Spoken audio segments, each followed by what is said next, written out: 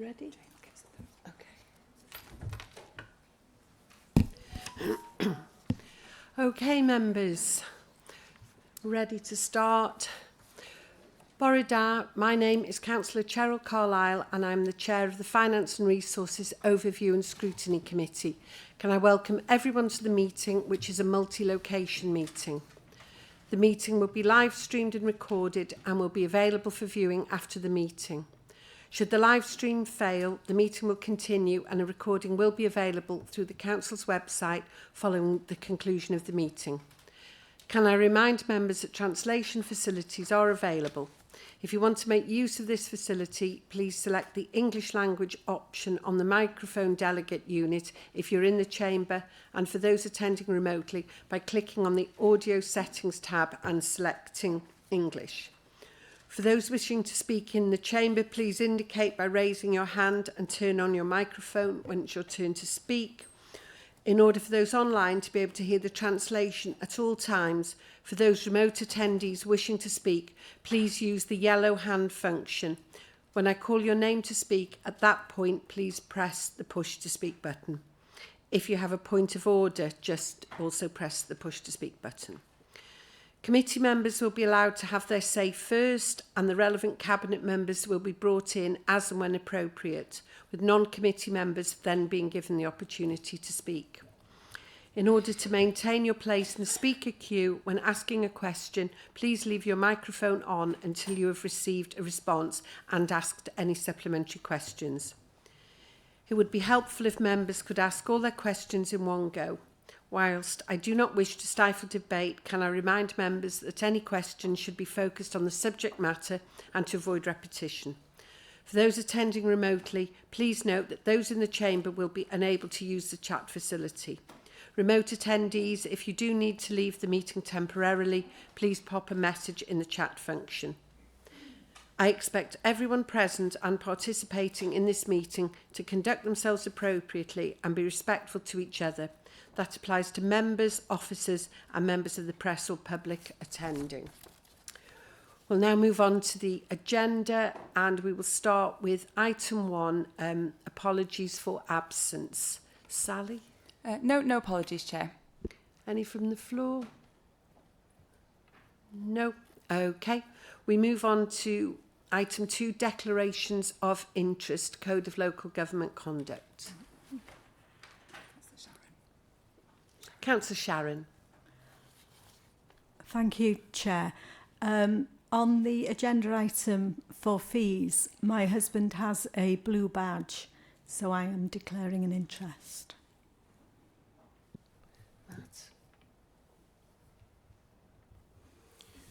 Are you declaring just a personal interest in that item, or? I will be guided by you, Matt.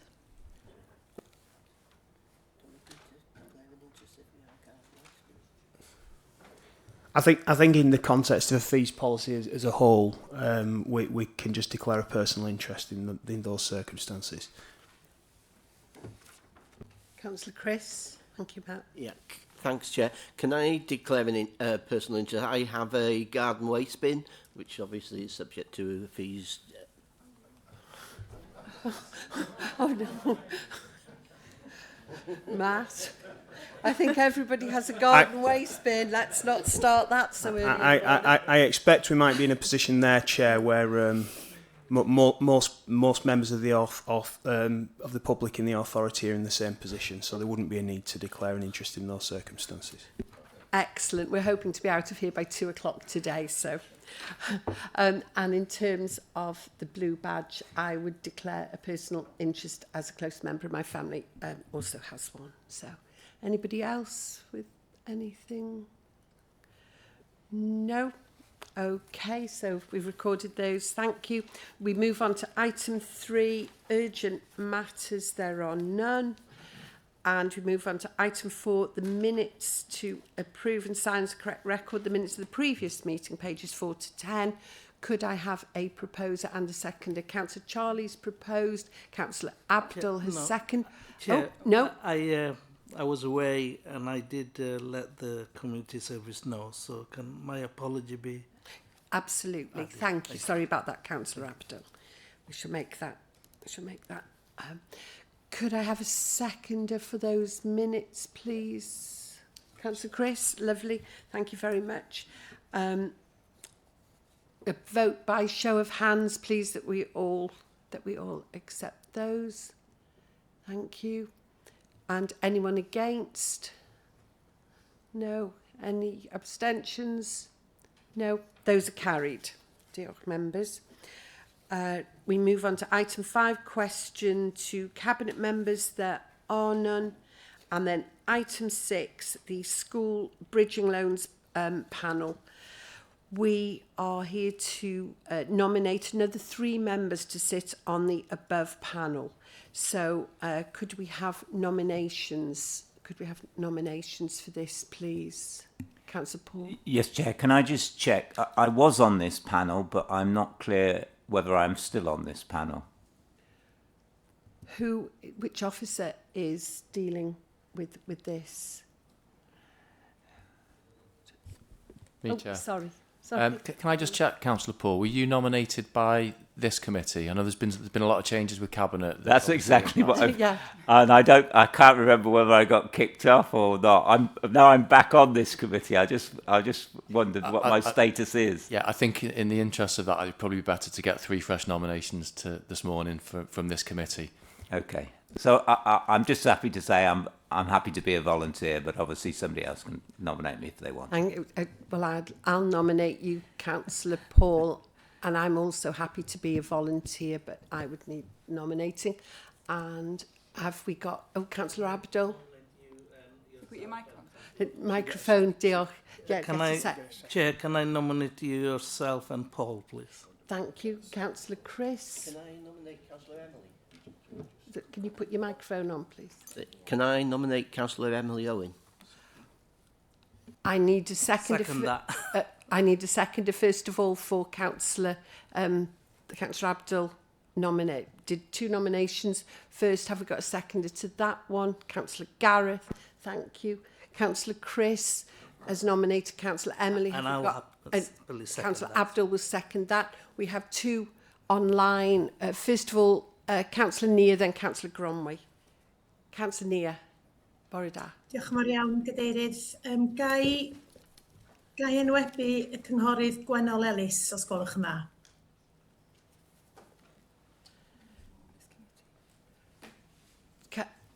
Councillor Nia, is Councillor Gwennol on this committee? She's not, is she?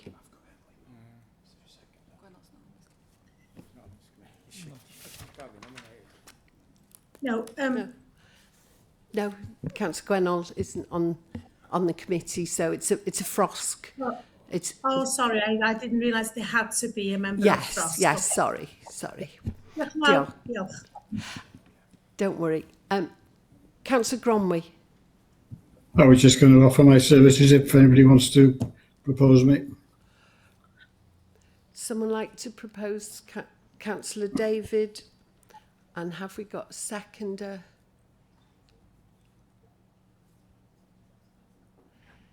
No. Oh, Councillor Anne. No, You're on mute. Yeah, you're on. No, she turns herself off again. Oh, off again, Anne. Try and... Sorry. Yeah, Okay, I now, can hear hear you. me, yeah. Happy to second Gronwy. Lovely. Abdul's got his mic on. And Councillor Abdul, you've got your mic on. Which is a historical one. Turn it off. Lovely. So how many have we got now? Yeah, Chair, we've got 4. We've got Councillor Emily, Councillor Paul, yourself, and Councillor Garonwe. So what we have to do is take a vote, I'm afraid, individually, and then the member with least votes will drop out, and then we can proceed from there. Okay. We're definitely going to still be here at 2 o'clock this afternoon. Okay. Yeah, can't we just have 4 people on this panel for ease? It has to be 3, the prescribed. All right, okay. Yeah. Sorry about that. Electronically, So a lot easier to- electronically, we're going to vote. We're going to ask committees to set up the vote now, and we're going alphabetically. Can do, yeah. Yeah. Okay. The first vote should appear. Let's have a look. No? Oh, yeah, there we go. Yeah. So if you just make it clear who we're voting for now. Right, so this is for myself? Yes. Oh, right. This is for me. We're going alphabetically. So vote for me. Okay, vote for me. Getting practice for next year. How about that? Vote for me. Okay, how many is that, please, Sally? 3 people haven't voted. but- There's there we 3. go. So we've got 12 in favour. 12 in favour. Okay, thank you very much. Okay, if we could clear that vote. We next go to Councillor Gronwy. If we could put that vote up, please. Member Services, thank you. Has everyone voted? Right, okay. And is that vote? Everyone voted, yeah? Okay, we'll close that vote, please. 9 in favour for Councillor Gronwy. Okay, next we've got Councillor Paul will be next alphabetically. See, it's Monday morning. Okay, open the vote for Councillor Paul, please.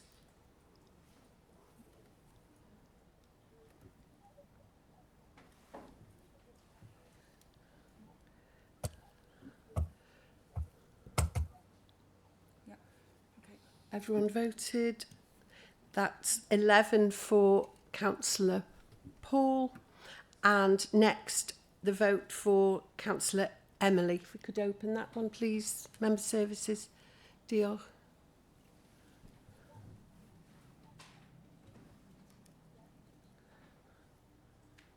We all done? There's quite a few people not voted. Okay. No. Okay, if we could Quite a close few the people not voted. Yeah. Okay. could close the vote. Thank Okay. you. Gosh, yeah, just angle it a bit that way. Thank you. That was 6 votes of Councillor Emily. So we've got... Chair, can I interject?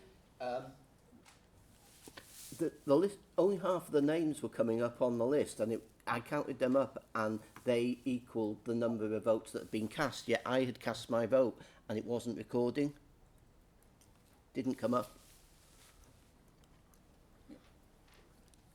We're just checking who's voted. Yeah, no, it's for some reason it's only showing half, but there's more than that who vote. Everyone voted in the first Yeah. round. It definitely counted it. Yeah, it It's was showing half counted. for some reason, but It's counted on the panel. On the panel, it showed 6, and I counted the list of 6. There were 6 names Emily, there that had gone green. My name wasn't on that list. So And if we could redo the vote for Councillor Emily, because a few people hadn't voted. So if we can reopen the vote, please. So just for Councillor Emily, so 4 against or abstain. Right, everyone's voted now. Everyone has voted. Thank you very much. If we could close the vote. So you've got Yeah, so that was the result of that one was 7 for Councillor Emily. So we've got in descending order, we've got myself, Paul and Gronwy voted on as the 3 members. Do we take the vote on that again? Do we ratify that? Yeah, we essentially have three members for 3 places left in the running, but I think just everybody can vote en bloc for those 3 members to confirm it, given that essentially the first round was to eliminate a nominee. Oh. So much complication on a Monday. Okay, could we all vote in favour of Councillors Paul, Gronwy, Cheryl? Thank you.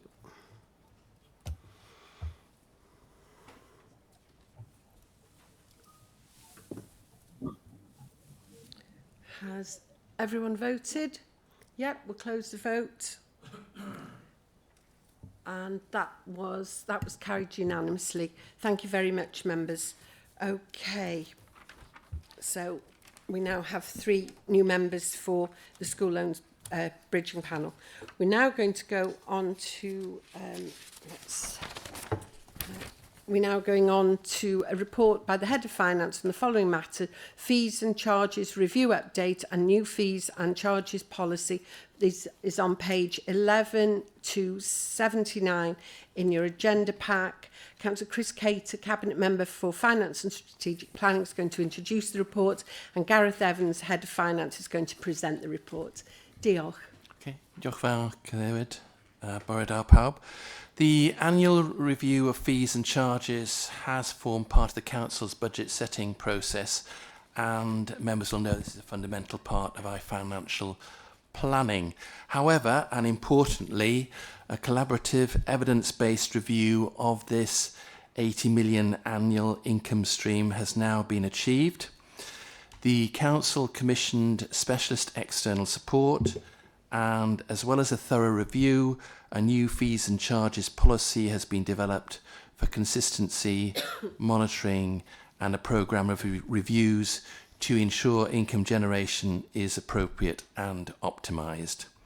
I would like to highlight a quote from the consultants where they state that for street works, traffic and open spaces, the service is very good in comparison to similar services in other councils we have worked with. So that is a feather in our cap and very reassuring. I would like to remind members that the main proposals for review were discussed and basically supported at the budget working groups which I chaired last November and December. We need to balance income, policy objectives and risks while maintaining the core principle that fees and charges should recover the full cost of service delivery unless there is an agreed policy decision or legislative requirement not to do so. Gareth Evans, the Head of Finance, will pick up from me here, but before I hand over, I would like to commend Chair, our finance team, for ensuring that we will be able to have such a robust corporate approach to this process. Thank you, Chair. Thank you, Councillor Chris. Gareth? Diolch and bore da pawb. So this report provides an update on last year's discretionary fees and charges review and introduces the new corporate fees and charges policy, as Councillor Chris has just referenced. So we began the work in order for two reasons, really: to identify opportunities to maximise income, but also to address a clear governance gap, really, as the Council hadn't previously had a single corporate policy covering all fees and charges. This was also something that SIPFA had highlighted in their resilience review around the need to strengthen our approach to fees and charges, and recommending that a schedule of fees and charges was included within the budget pack. And this work directly responds to that advice and actions within the resilience strategy. As members are aware, the Council continues to face significant financial pressures with a funding gap of over £20 million for 26-27, and making sure that our fees and charges are set at the right level is an important part of protecting services and reducing reliance on council tax. Fees are generally considered a fairer way to fund discretionary services because they apply only to people who choose to use those services. So, as Councillor Chris has mentioned, we commissioned specialist external expertise who were recommended to us, and they work closely with services, and the work was very positively received. After the initial analysis where some information was exchanged, the review focused on those chargeable services where the greatest benefit was anticipated, areas where there was clear scope to improve income, strengthen cost recovery, or perhaps bring charges closer to market benchmarks. The proposed changes were shared with members during the budget working groups before Christmas, where they were broadly supported. The review is expected to deliver a return on investment of around 20 to 25 times the cost of undertaking it, with some in-year changes already paying for the exercise outright. The strength of this work has also attracted interest from across the sector, and have since been contacted by several other councils in Wales and beyond who are keen to understand what we've done and to explore replicating elements of the approach in their own authorities. What we also have now for the first time is a complete schedule of all fees and charges, which will be reviewed and updated annually. To be clear, the review itself focused on the 10 service areas where the biggest benefits were expected. Many of the other changes shown in the full schedule weren't part of the review, but are the result of services carrying out their normal annual assessment and updating their charges as they do each year. Overall, the review's recommendations are expected to generate an additional £800,000 for 2026-27, rising to over £1 million a year from 2029-30. And this strengthens our medium-term financial strategy and supports the Council's wider financial resilience. The new fees and charges policy will provide a clear, consistent and transparent framework for setting and reviewing charges. It recognises that a one-size-fits-all approach isn't appropriate, reflecting the wide range of services we provide and ensuring decisions are made on a sound and consistent basis. Members this morning are asked to note the update and to support the recommendation to approve the policy. Diolch. Thank you very much indeed there, Gareth. Okay, members, let's open this item up for questions and comments. First speaker we've got is in the chamber, Councillor David. Yeah, thank you, Chair. On page 14, we've got the change in the blue badge, that the blue badge holders won't be able to park where it's convenient anymore.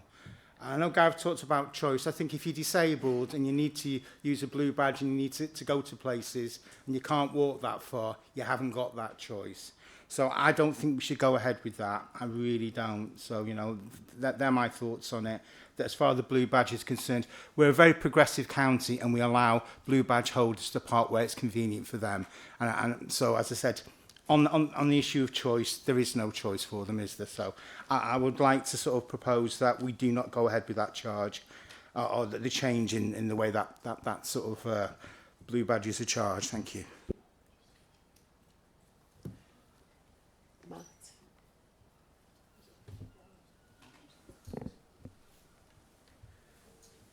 Perhaps we could just get confirmation that I'm not sure that's dealt with in the policy. Isn't the policy just about the charges for the yeah as I set out, the report this morning has given an update on the fees and charges review. The setting of fees and charges is delegated to heads of service and cabinet members. So this morning it's really I think we requested to bring this update back to this committee around that review that was being undertaken at the back end of last year, and the decision really around any recommendations and proposals are in relation to the policy rather than the review. Thank you very much for that, Gareth. So, Matt. Well, I mean, just confirming what I thought, Chair. The issue that Councillor David raised is not really dealt with. It's not dealt with in this policy. That's a previous decision that's already been made. Thank you very much, Matt. Councillor Mike, did you want to? I'm sure you were open to discussion about anything like this. Absolutely, this was part of the budget working group, which Councillor Chris Cater has mentioned, and I have to say I left that group meeting with some degree of confidence in the support that the fees and charges that were talked about. I think we need to be. Just to be clear, and I know I'm going a little bit off-piste, excuse the Winter Olympic pun, but we're going off-piste a little bit in the fact that this is something that will come across my desk, and the proposal is along Colwyn Bay and Llandudno Promenade. It's not across the whole county. As part of that as well, I believe, and Andy Wilkinson could come in, part of that, if we've got 100 spaces, I believe we have to put in something like 6% for blue badge holders. So we can take this as an opportunity to look at where blue badges are parking. I know for a fact that blue badge parking could be at a premium, possibly in Llandudno by the Cenotaph and a doctor's surgery, if I remember rightly, so we could have a look at stuff like that. And I'll just come out with, if you Google blue badges on Welsh Government, it says the opening sentence, or paragraph I should say, the purpose of the scheme is to give greater access to service by allowing blue badge holders to park near their destinations, either as a passenger or a driver. It's not there to provide free parking.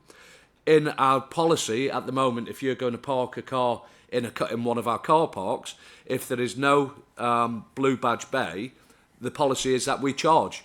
And I believe I haven't, in 10 years or so, I haven't heard of a single complaint from anybody regarding the policy within car parks. So if you like, we're just bringing in line this policy. So I think there will be access there. I think there's an opportunity to increase access where it should be. I think that's all I can say on that. I don't know if Andy Wilkinson wants to come in, hospital pass, or whether you're happy with what I just said, Chair. I'm happy with that, Councillor Mike. I also have concerns about where these bays are going to be located. It has to be where they are most needed for the people with disabilities. So that if that's coming across your desk, then happy to have conversation outside of here, Councillor David and myself, and you to discuss. There's no need for Andy to have his first hospital pass of the day. So thank you. Are you content with that, Councillor David? Yeah, I think it's important that blue badge holders are able to park without paying near doctor's surgeries, and I think that should be a priority. If Mike could look at that. Thank you. Lovely, thank you very much. Okay, next question. We've got Councillor Louise in the chamber. Thank you, Chair and Borodar Pawb. To use a phrase that Paul uses, I'd like to go into the granular detail of the leisure fees. So it's over to Mally here to answer some questions. Just to understand, if we look at the percentage change on page sort of 30, 33, 34, 35, it's around about a 5% increase, which, you know, is fair enough. And then it looks like 12 to 13% increases based on things that are already concessions. So I just need to understand if something's a concession, like the 50 plus class fit concession, that's going up by 13%. So are we then getting rid of the concessions? So if you could explain that one to me. And then as we go a bit further down, it just random things like the half pitch 3G 7-a-side and 9-a-side, they're getting a saving, so minus 38%. So I just need to understand, great, you know, if you're a footballer, why that is the case. And there's just a few anomalies which come out at like 27%. So a question about the ones on concessions, is the concession now going, and about the 7-a-side and 9-a-side. Thank you. Thank you, Councillor Louise. Glad to take the first football question of the day, seeing as most of us are happy fans today. Mally, over to you. Yeah, fellow thanks. Liverpool fan. Go. Yeah, thank you. So the fees and charges are set off what we call our standard price. And there was an anomaly the year before and the year before that. So the idea of this extra percentage on the discounted rate is there because of that reason. Following on from the external fees and charges consultant, there was 4 recommendations we were asked to introduce, which we've done. The majority of the increase is around about 5%. All aquatic, so anything to do with swimming, has been raised by 8% as part of that recommendation.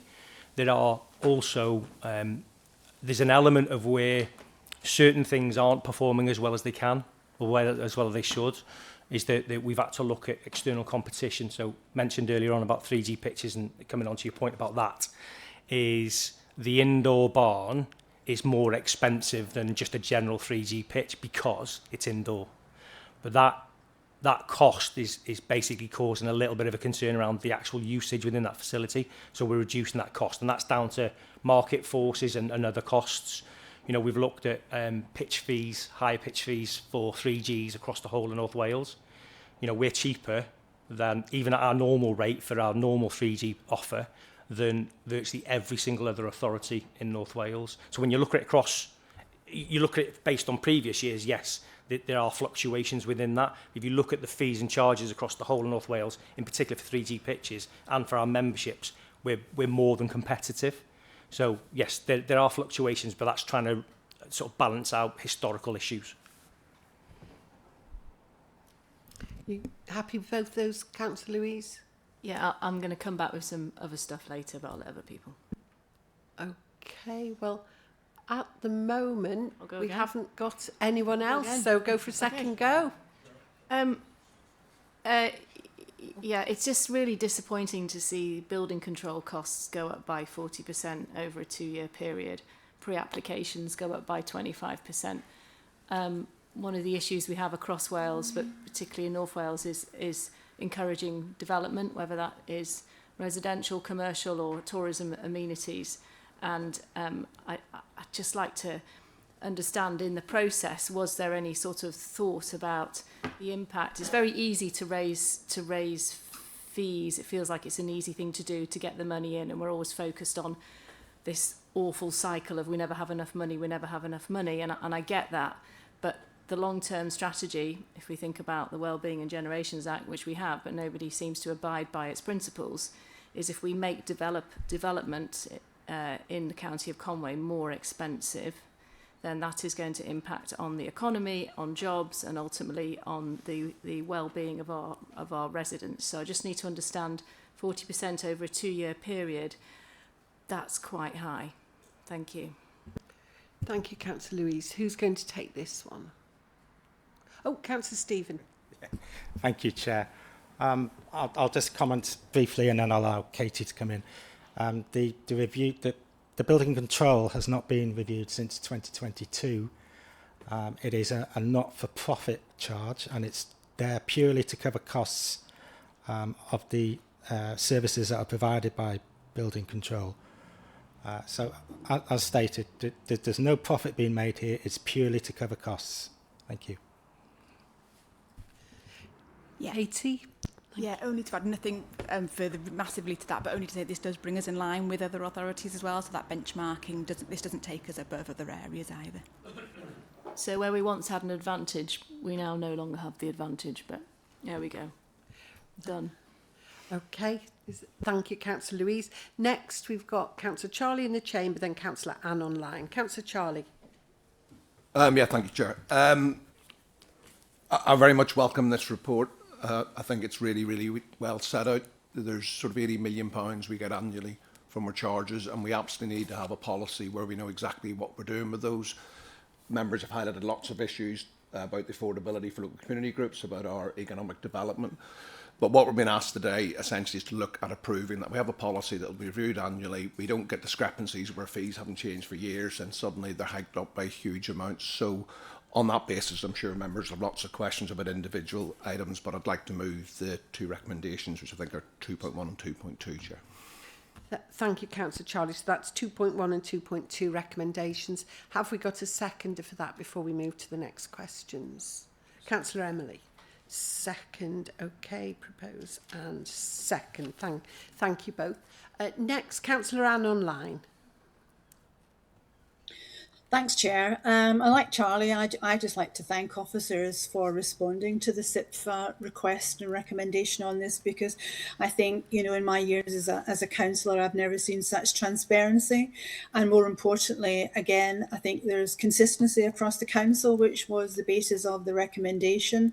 So, you know, whilst, you know, all of us, you know, can wear two hats on this in terms of the resilience of the council and indeed the needs of our communities and our residents, there, at least there's an approach here that is transparent and, as I say, consistent. So thanks for that. I mean, my question here is probably not relevant, just like I think you dealt with one earlier, and it's to do with policy, because the policy here, I understand, is about charges, but I'm really challenging or asking when will we be reviewing the waste policy, because when we look at on page 55 for waste, the policy objectives that's linked to these charges, you know, it's very much elaborating on, it's about driving our agenda over waste and minimal waste and so on. But I think we all know that as a county and individual communities, we all suffer from fly tipping, and there's a real frustration out in communities at the removal some couple of years ago of community skips. Now, lots of town and community councils deliver community skips, but the cost of them is exorbitant for, you know, probably a 50%, if not less service to the communities.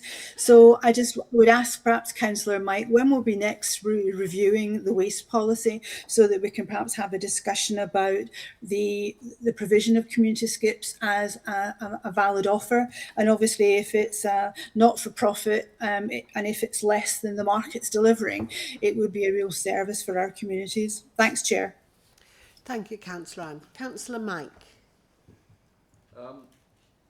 I know the...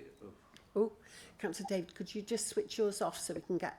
That's lovely, thank you. Mike? I'm not sure I'm going to hand over to Andy in the fact that we do take the waste strategy through economy and place.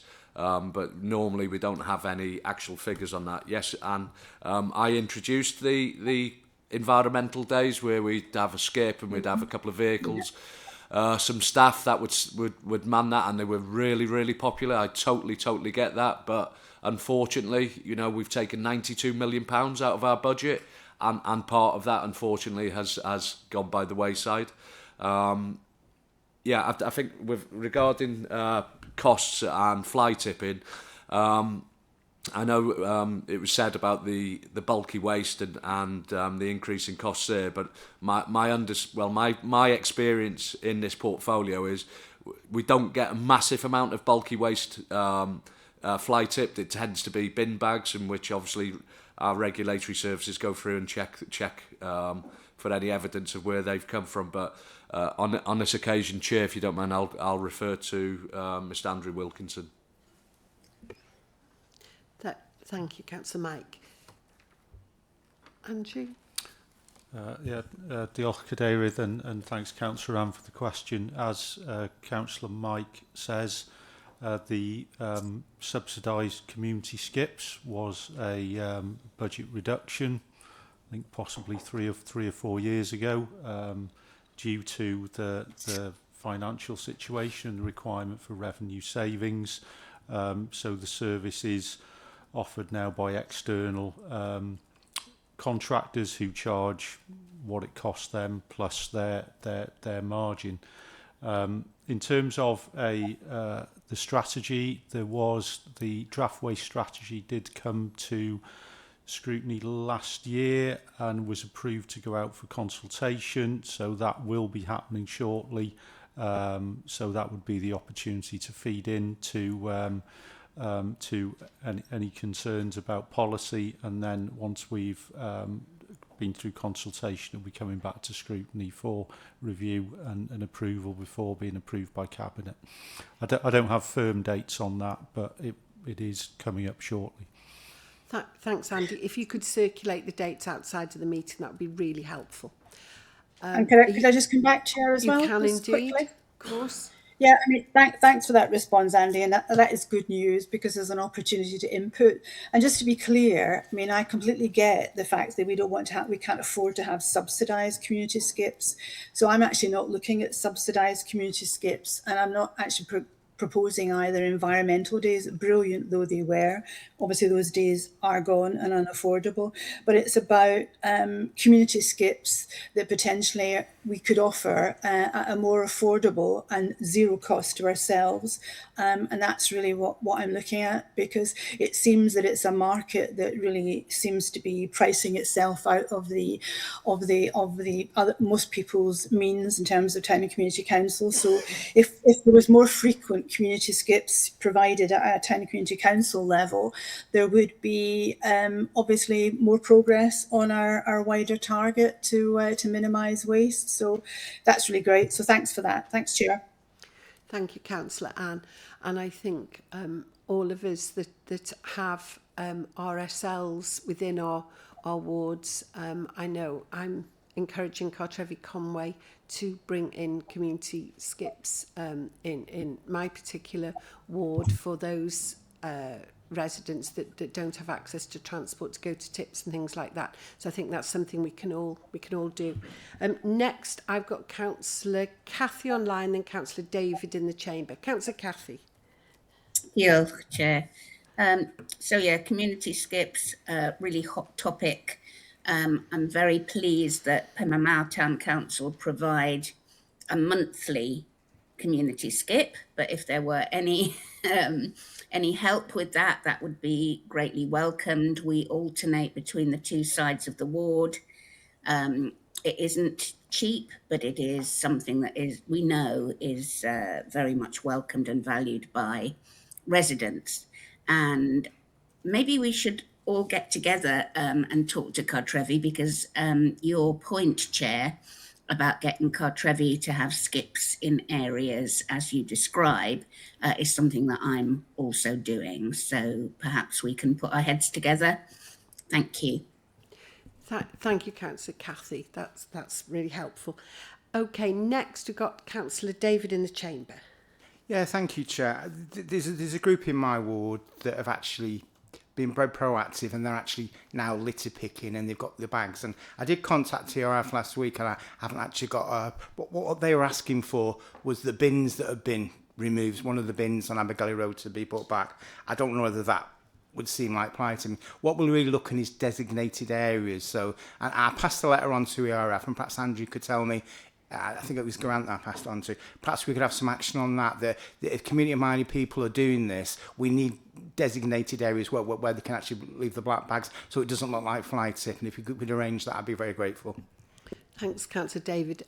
Yeah, they're the red bin bags, and we arrange with ERF. I've been liaising with the litter pickers to arrange for the pickups, and I think ERF have excelled themselves. I think they've been picked up within the half hour in some cases. They've been doing a brilliant job in Old Colwyn, so big thanks to the ERF guys for the extra that they've done, as well as the litter pickers. Thank you. Did anyone want to come back further on that, or no? Oh, Andy, yeah.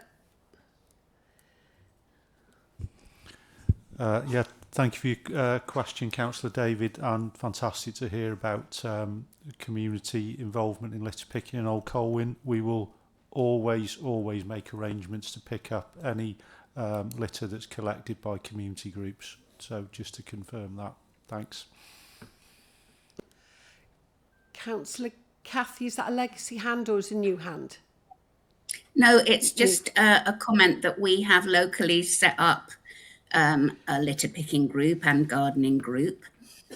We worked very closely with wonderful Phil Vipond before he retired, and also with Gwyl Roche from Keep Wales Tidy. As a result of that, we've set up a tidy hub next to our library, where people can go into our town council offices, get the keys and access all the equipment they need out of the tidy hub, including safety gloves, hoops, bags, etc. So if anyone does need any support with that, at no cost, it comes as a grant from Keep Wales Tidy, and Gwyl was really, really helpful. That has worked brilliantly, and I would also like to echo the fact that ERF collect the bags extremely promptly. Thank you. Thank you, Councillor Cathy. I think we've kind of gone off on a sideways tangent here into the waste policy, but that's a really useful discussion. Thank you very much, everyone. Well, I've got no more questions. We've had a proposal on both 2.1 and 2.2 from Councillor Charlie, seconded by Councillor Emily. So I think it was that Cabinet approved. He said 2.1 and 2.2. I think the recommendation was that Cabinet approved the fees and charges. Okay. If you'd like to read that out, Matt. I will just double check this, but I think the proposal was that Cabinet approved the fees and charges policy. Councillor Charlie and seconded by Councillor. Yeah. You're happy to amend, Councillor Charlie. Councillor Emily, happy to second? Yeah, lovely. Okay, Member Services, if we could open the vote on this item, please. Okay, it's open if everyone would like to vote.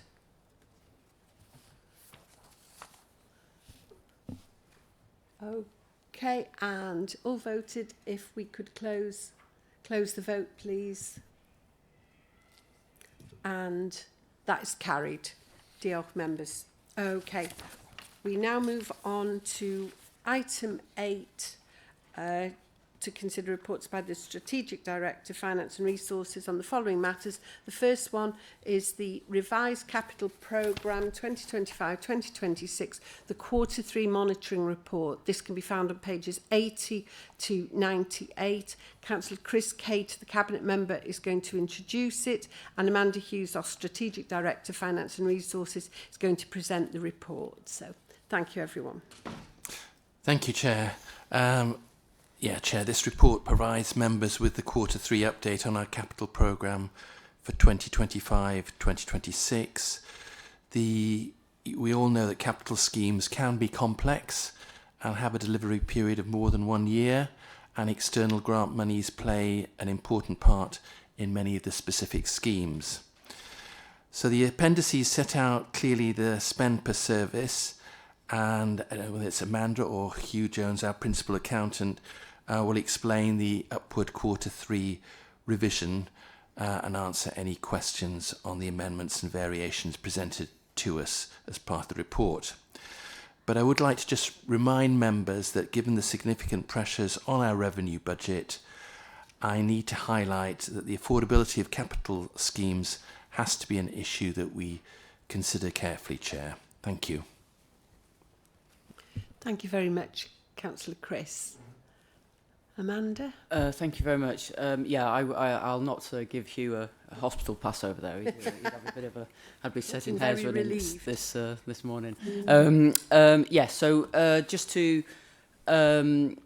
further to what Councillor Chris has said, so this is just a routine report that you see every quarter about capital. So essentially, there are net movements in the capital programme this quarter of 3.334 million, and essentially the vast majority of that is grant monies, where we have both received new grant funding, which totals about 4.6 million. We've seen some other grants fall away, or we haven't potentially utilised them, of 1.2 million. And so there's a net movement in relation to grants of 3.413 million. The detail actually of all of these movements are set out in Appendix 1, so you can see the specific schemes that have had pluses or minuses. So essentially within the overall movement of 3.334, as I say, 3.413 of it relates to new grants or amendments to the grants. There is some planned, or where we had previously planned to use capital receipts, we'll no longer be doing that, of 164,000, and then there are some increases in our internal borrowing of 93,000 in net terms. The main change there is a spend to save investment in Fit Conwy in terms of equipment for leisure centres, and that again is an activity we've done over a number of years.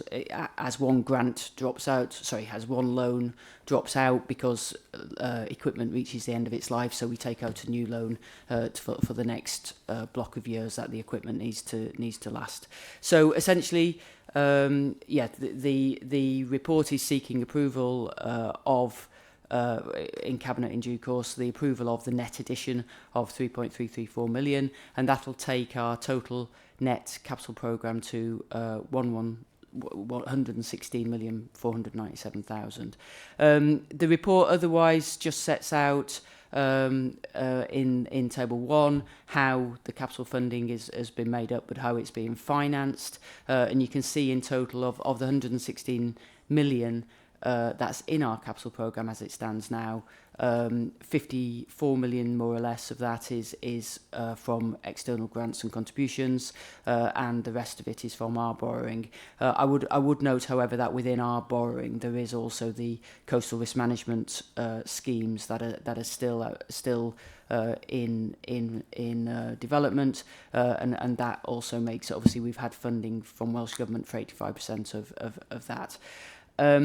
The report also just then notes the spend to 31st of December, which was 31 million. So you'll see, and it's reflective of the fact that despite the fact it's approved in our current year's programme, a number of the schemes within the capital programme are complex and multi-year in terms of delivery. So as I say, of the 116, at this point of the year, we've spent 31 million. Happy, obviously, to take any questions. Thank you very much, Amanda. Okay, members, who's first with the questions? Councillor David. Yeah, thank you, Chair. On the TMR development, it's got minus 235. Is that the money we didn't spend? I think there was 500,000 budgeted, and 200,000 was spent before the scheme was abandoned. So they're the questions, really. So what about the money that was spent? To the taxpayer, and is an explanation why that money was spent. Because I seem to remember at the time, myself and Councillor Sherrill did have reservations about it. We had the Dewar Cymru report. We knew that land wasn't going to be built on, yet we went ahead and spent over 200,000 on management consultants. So perhaps an explanation for that would be welcome. Thank you. Thank you, Councillor David. And I know there is a topic selection form coming in from Councillors Jeff, Gale and yourself on this to come to Frosk. Who's going to answer this? Amanda? Thank you. Yeah, I'll answer it in that context, Councillor Shell, because obviously the detail about about what the development and what we've done and what we haven't done, etc., is, as you say, subject to a topic selection, and therefore that detail will come in a report in due course. But to answer the specific about the movement in terms of the capital programme, then yeah, the minus 235,000 is reflective of the fact that we had a budget set aside, some of which we will no longer be spending, and therefore that is releasing that budget back. Because of that, yeah, because it won't be spent essentially. In terms of the money that has been spent, then that'll be reflective in the 31 million spend to date of the capital programme. Thank you very much. Thank you for that, Amanda. Thank you, Dr. Lowry, for that. Okay, Councillor David, you content there's going to be a report coming to Absolutely, this thank you, committee? Chair. Lovely, thank you. Next, we move on to Councillor Gareth. Thank you.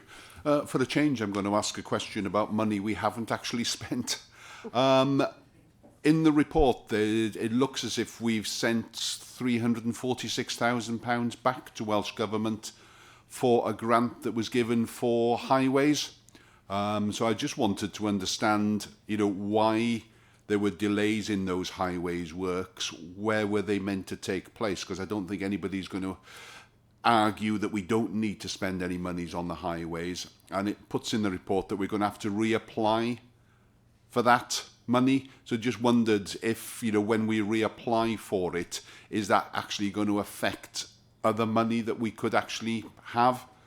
Or will this be, a bit of a shoe-in? Yes, we'll automatically get it, and it won't actually reduce any other grant funding we're getting. Thank you, Councillor Gareth. Who's going to answer that one? Is that Amanda or Andy?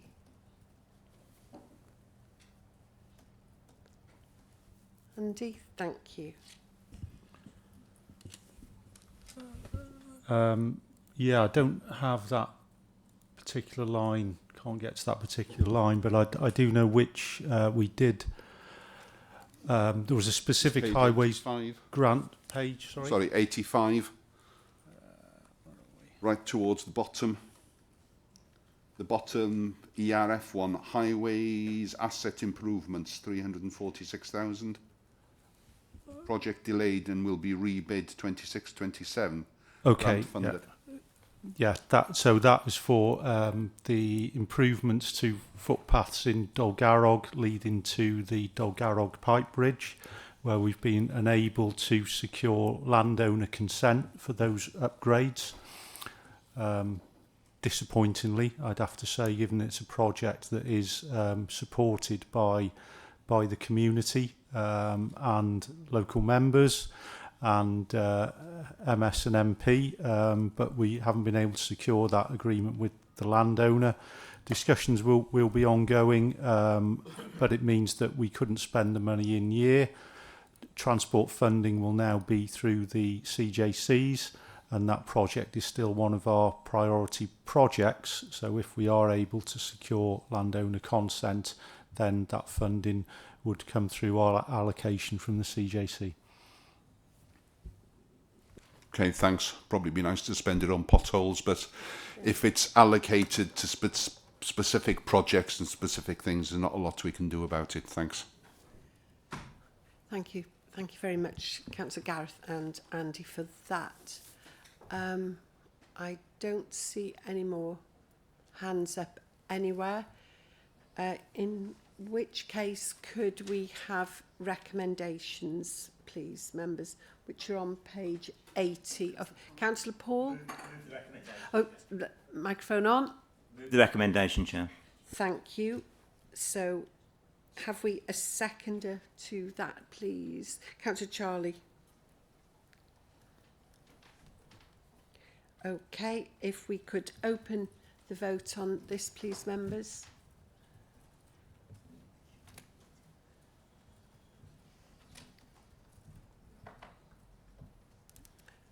Okay, everyone's voted and that is carried unanimously. Thank you very much for that, members.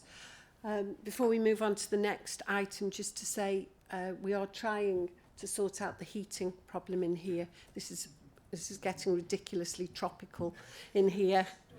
We're trying with the door open, but the wind keeps taking it. But we'll give it another go, please, Katie. Ridiculous. It goes from freezing us all to bits to tropical. Spring's on its way, hopefully. Okay. Thank you, members. We'll now move on to the next item, which is the Revenue Budget 25-26, the Q3 Monitoring Report. You'll find this on pages 99 to 111, and it'll again be Councillor Chris Cater and Amanda Hughes. So, Councillor Chris, diolch. Thank you again, Chair. So here we have the third quarter update on the Revenue Budget 2025-2026, and that's the budget we approved last February. A variety of basic pressures remain, and the inflationary pressures and specific service demands still result in a potential revenue shortfall. However, the net overall projected shortfall of 1.582 million is presently lower, as there have been gains in the corporate budgets, and this is welcome, Chair. Also, there is reassurance in that the achievement of the savings which were included in the 25-26 budget are on target.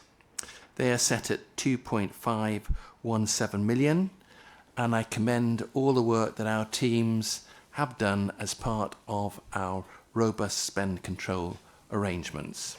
So I hand over to Amanda Hughes to take us through the details and the net impacts.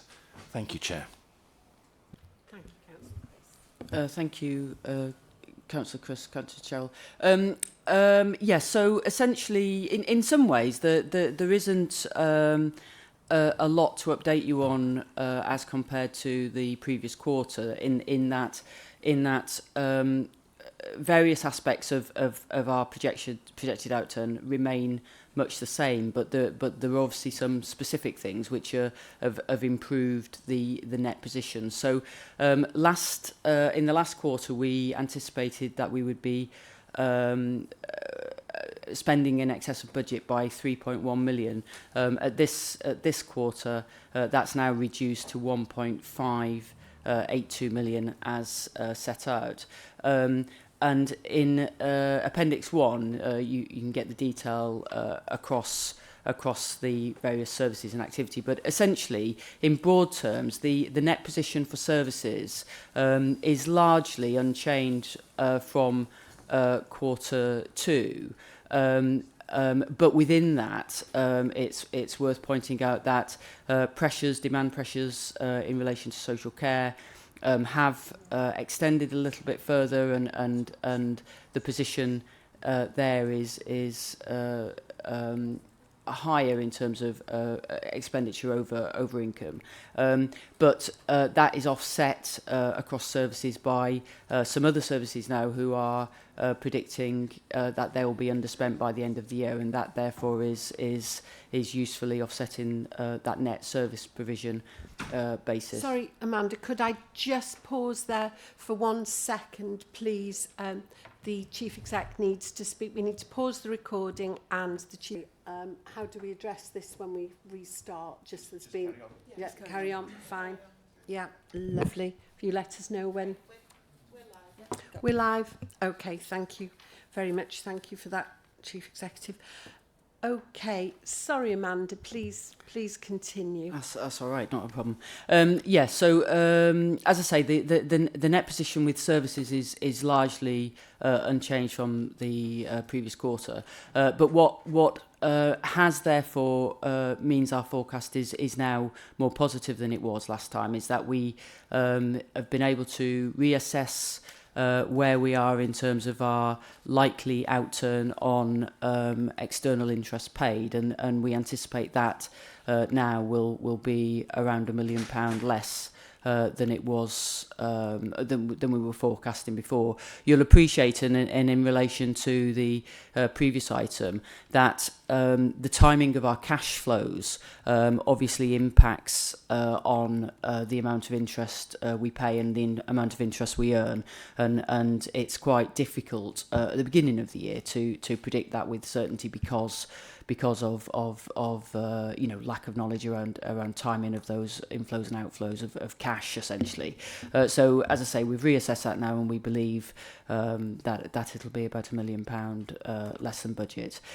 Also, we do have, within our overall budget, we do have a small level of central contingency of around £500,000, and obviously earlier in the year I anticipate that will be needed, but obviously as we're in February now, I know that I'm not anticipating any calls on that at this point in time, and therefore that also can be released, as it were, and I know that that's not going to be spent, so that also then is of benefit. So essentially the net position, as I say, the net forecast at this point in time is £1.582 million.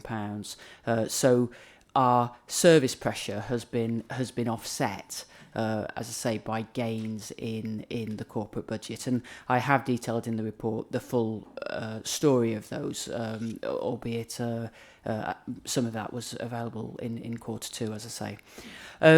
Just in terms of two further areas which may impact on the final outturn, which I haven't reflected at this point in time, is firstly there may be additional council tax income of around £1 million by the end of the year, but again, it's difficult to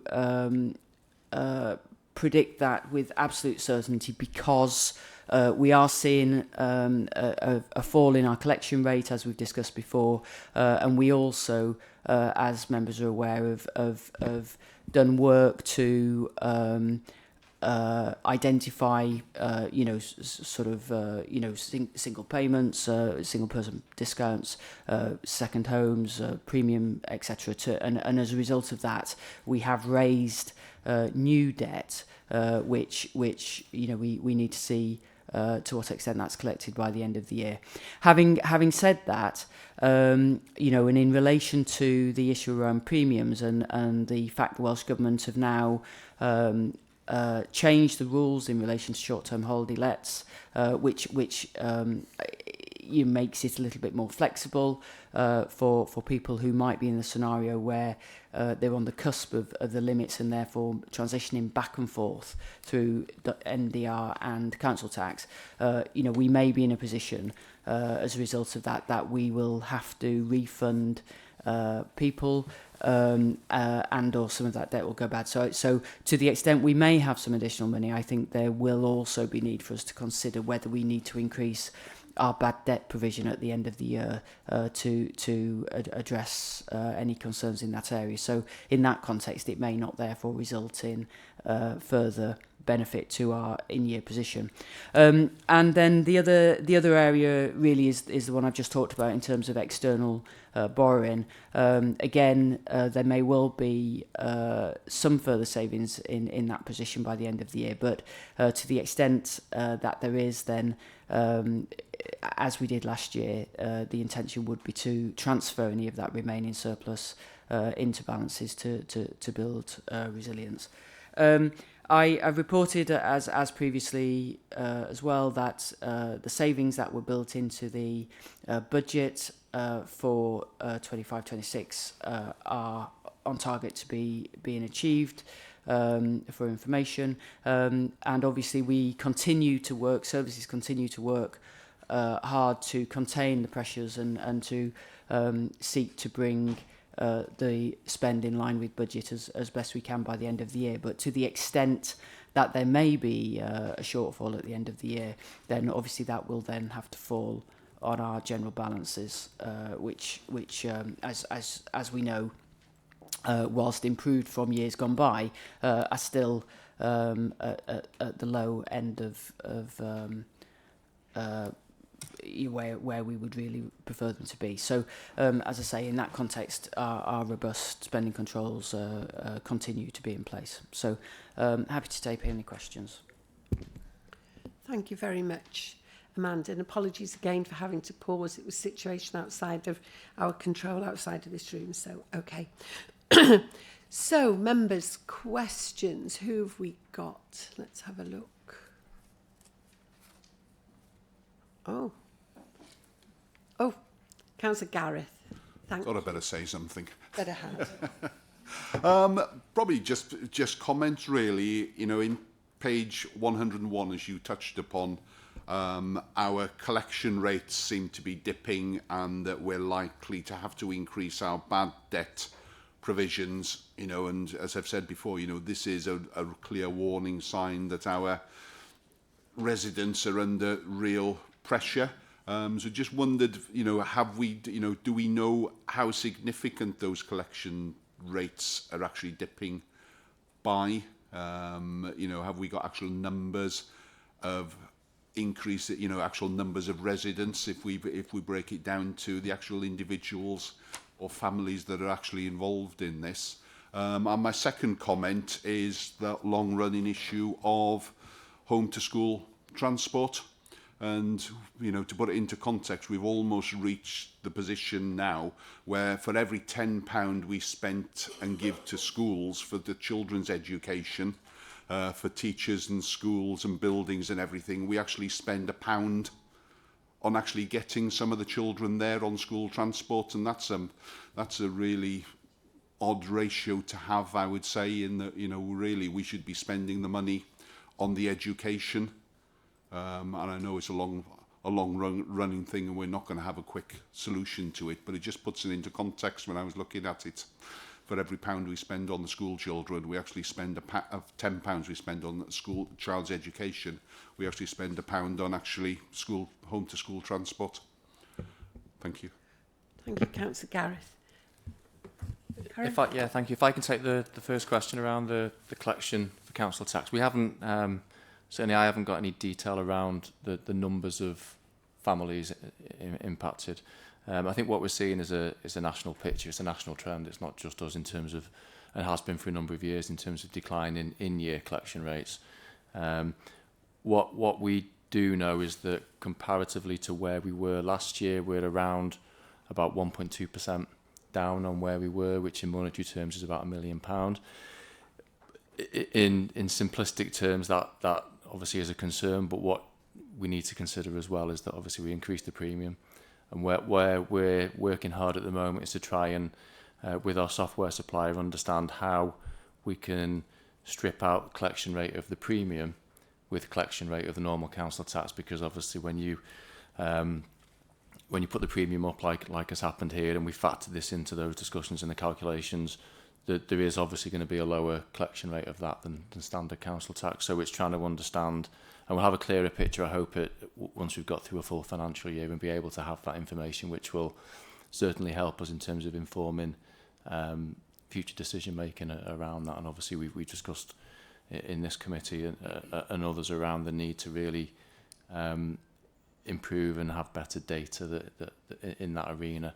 But it is a national picture. What we are hoping that in February and March, we've worked really hard in being accommodating and enabling residents to spread their council tax over 12 months. I think we've got about 90% or more now that are paying by direct debit. And I think of those, about 40% pay over a 12-month period rather than a 10-month, which was the traditional norm, if you like. And I think I would anticipate we're probably, if not the highest in terms of that 40%, we're right up there. So we will catch up in terms of comparatively with others. And I know we've got more now than we did last year. So that 1.2% may well decrease a little bit between now and the end of the year. But I can look into whether we can get the actual numbers around families. But there's so many variables in there. It's a bit of a mixed picture. Thank you. I suppose the point there is that early intervention, because behind every bad debt there's a real story of hardship, and if we can get those early interventions in place so that they don't get to that point of no return where they can't afford it, then actually it saves us probably, social services stress on education if there are children involved. There's all those hidden costs when people actually end up in bad debt and we are struggling to collect. So it's a really difficult balancing act. Thanks. And the home to school, was anyone going to touch on that? I'm looking across to whether I'll start, and Lowy may well want to improve my answer. Yeah, so I mean, interesting statistic or observation you've made there, Councillor Gallagher, because yeah, I must admit I hadn't made that observation, and it does sound yeah, it does sound a lot, doesn't it? So it'd be interesting to I will go away and look across other authorities just to see if that relationship's similar. More importantly, though, in terms of the work we're doing, I think it's long been recognised that home to school transport is an area that needs consideration and review, and obviously Lowy brought the new policy work through democracy 18 months or so ago, and some of that's been implemented now, or that has been implemented now. I think the key work that we continue to do, though, is that we have appointed some new officers to specifically look and review some of the transport arrangements that we have in place to ensure that they are, I guess, fit for purpose today still. And I know that work is now starting to identify areas where potentially we might be able to deliver transport a little bit more efficiently. And and there's other work going on. So as I say, I'm sure Lowy may well want to strengthen my answer, but I think it's an area that we are focused on between education and ERF, really, to try and drive down some of those costs and ensure that we are doing it as efficiently as possible. Thanks. Thank you, Amanda. Dr. Lowry. Diolch. Hmm?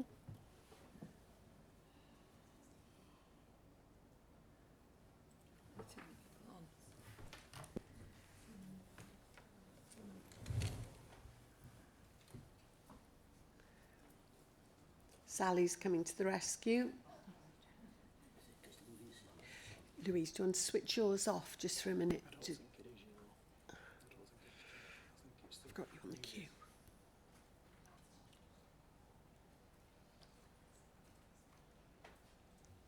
Yeah, can you hear me? Yeah. Yes. Eloquently put, Amanda, thank you.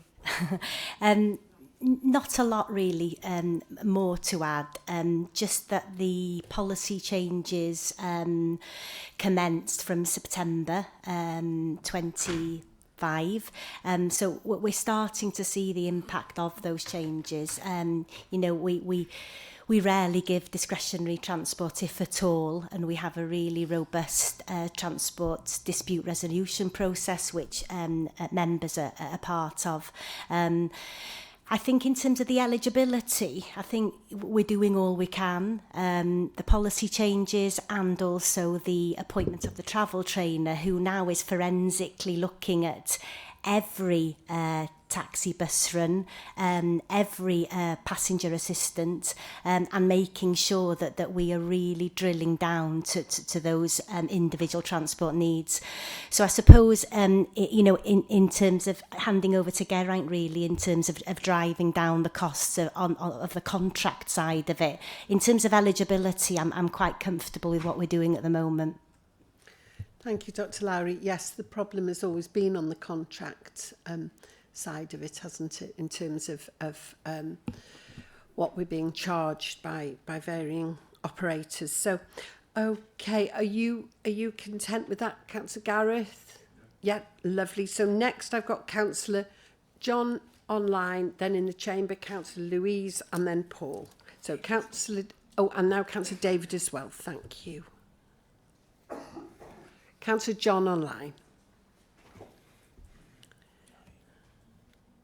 Can't hear you, John. Press your push to speak button. Okay, try again. We could hear you before. Have you muted yourself? Try unmuting. I'll try it now. Ah, yes. Result, go on. Good God. The wonders of technology. Yeah, here we go. Question to Amanda. And I've been on the council for a long time. and I keep hearing about reserves. And Amanda said that we're nowhere near where we should be.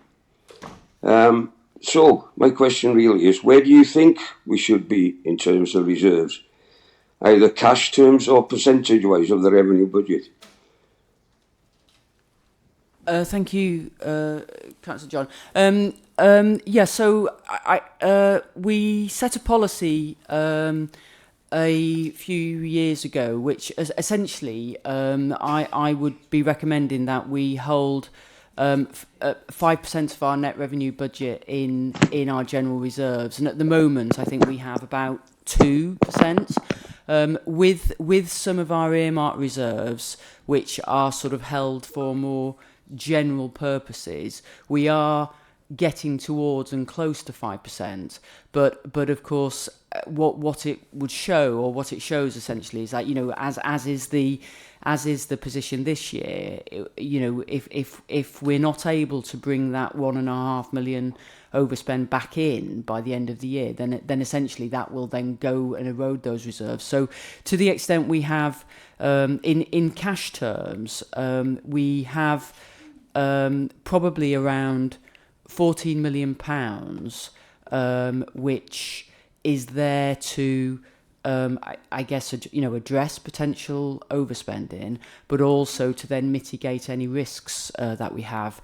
And although £14 million on the one hand sounds like quite a lot of money, you can see a scenario where if we need to support an in-year overspend of a couple of million, and then, you know, we have some winter storms that cost £1 million, and we have some other pressures come in, or whatever, we have to support loans for schools, etc. You know, it very quickly gets eroded and sort of used up, as it were, which is why, you know, my preference would be that we had more reserves to give us that greater resilience.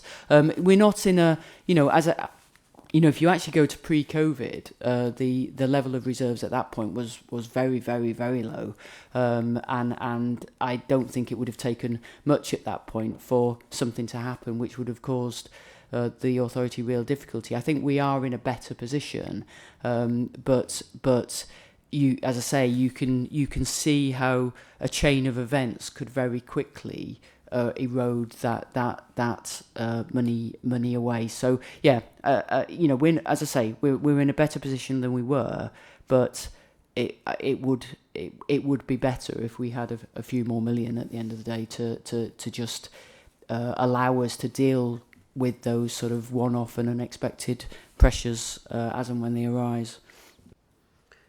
Thank you. Yeah, thank you. Amanda. Can I come back on that? You can indeed, Councillor John. The reason I asked, of course, was to support the council tax increase. Are you saying, therefore, that we cannot delve more into our reserves because we've actually got below our target, and therefore that's really untouchable, as it were? Yeah, absolutely. I certainly, when you come to talking about setting the budget, then clearly, you know, there's two problems anyway, or there's a fundamental problem with using reserves in the budget anyway, if you choose to use reserves to fund recurring expenditure, because obviously what happens then is in year two the spend's still there, but the funding's gone because it was only one off. So I think in that context, any discussion around reserves in the budget is needs to be very carefully thought through, and obviously we can discuss that in the next agenda item. Yeah, thank you. I just wanted to clarify before we get there. Yeah, thank you. Thank you, Councillor John. The Chief Executive wants to come in. Thank you. Yeah, I think it's a really good point, Councillor John. I guess the observation I would make is pre-COVID, we were never overspent. And actually, what we've seen since COVID is how uncertain times are. So your requirement for more reserves is even greater because the demand pressures are higher, and we've seen year on year that those demand pressures are leading to overspending. So I think that's probably, you know, maybe pre-COVID, that lower level of reserves was a risk, but now those risks are significantly more. So I think as officers, I think that's where we are in terms of we can see the picture. And also, you know, if you look across Wales, the local authorities with higher level of reserves are able to take more riskier approaches to different things where we don't have that luxury because of the nature of our position. So I think it's a good point, and I would echo what Amanda is saying. Diolch. Thank you both. Councillor Louise, you've withdrawn you don't want to your question. Okay, lovely. So next in the chamber we've got Councillors Paul and Councillor David. Councillor Paul. Yeah, and Councillor Abdul. Yeah.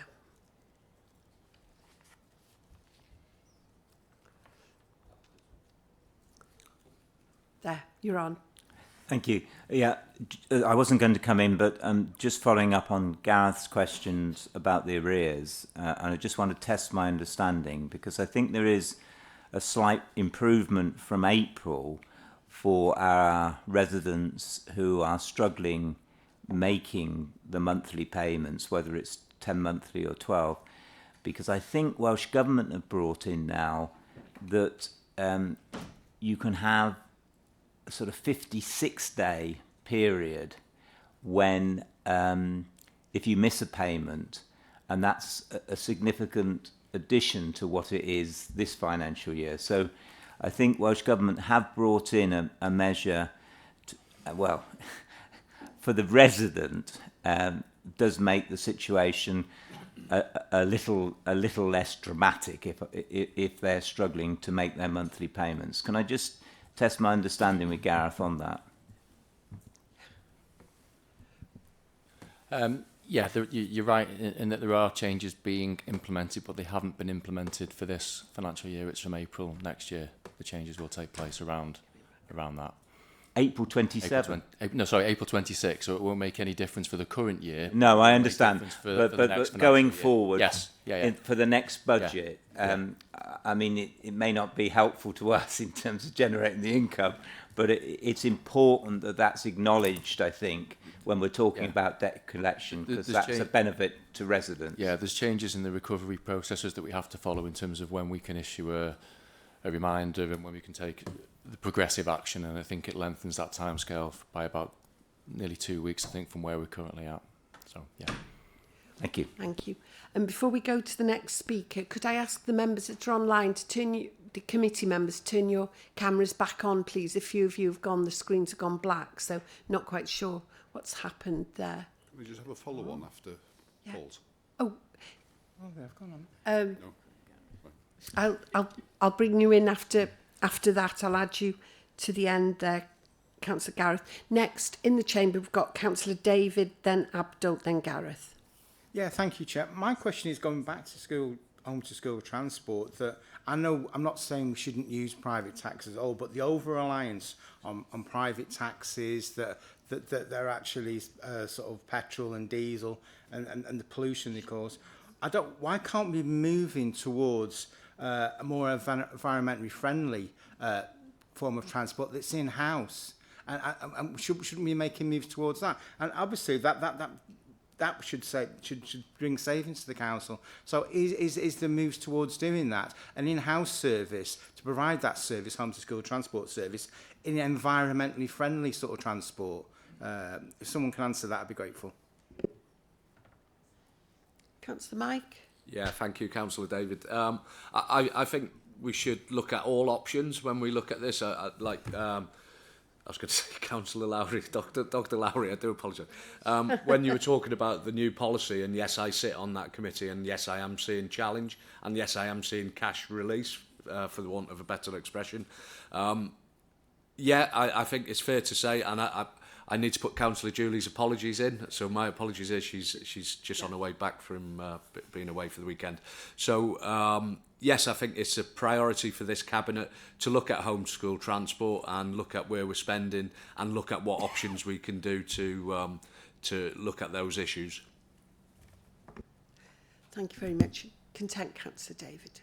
Yeah, as I said, we need a plan, Mike. If we've got a plan to move us to a more environment-friendly in-house transport to cover our school transport, we need a plan, Mike. If you're prepared, and yourself and Cabinet prepared to put a plan forward, that would be very useful. Thank you. Thank you very much. online, Councillor Near's back, Councillor Gromway, we've lost you online. We've just got to, I think your camera must still be off. It's just a black space there. Okay, in the chamber, Councillors Abdul and Gareth. Thank you, Chair.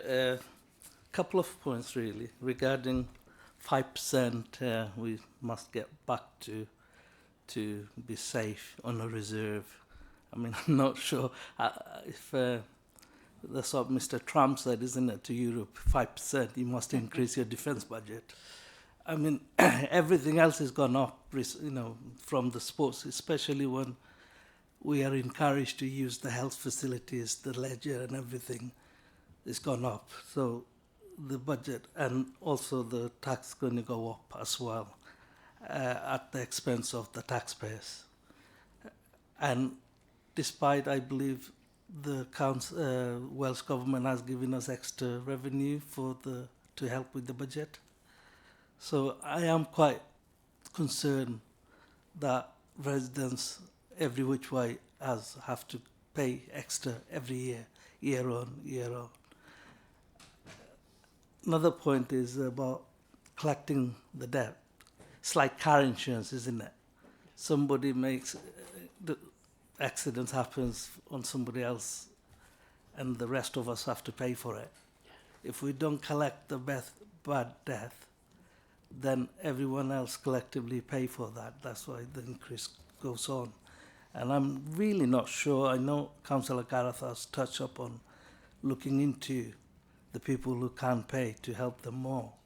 I mean, we really are grateful where we live in UK that help is there when you genuinely need it.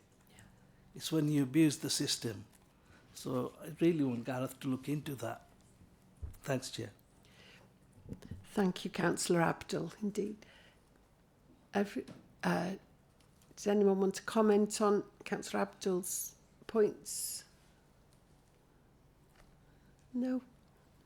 No? Okay.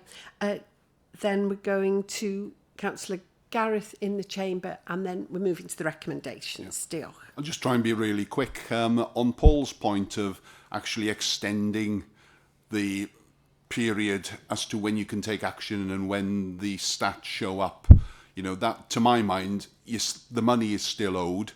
Actually, they actually owe even more money, an extra 2 weeks money.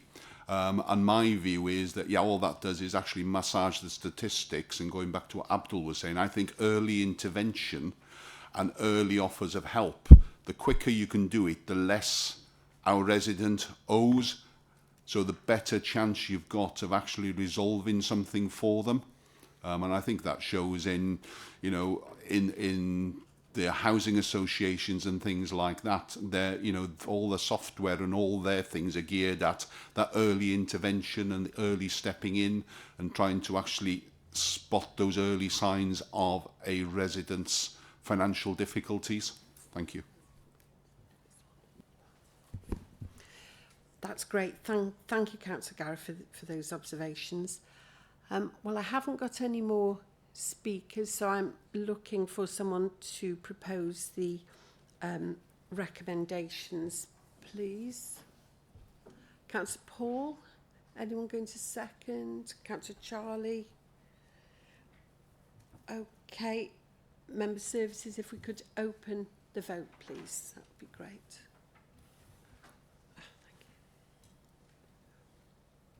Everyone voted.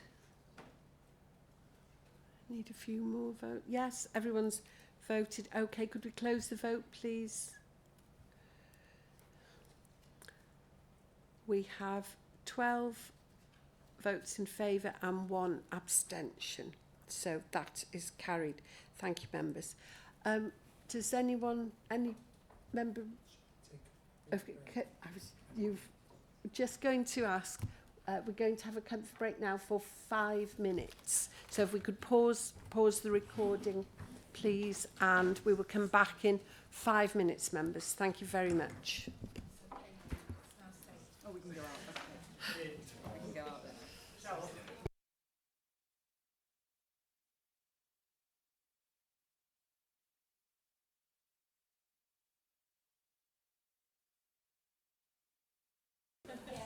Jane? Well, just to let everyone know, it's okay. The reception's okay now, so there's no issue out there. So, yeah.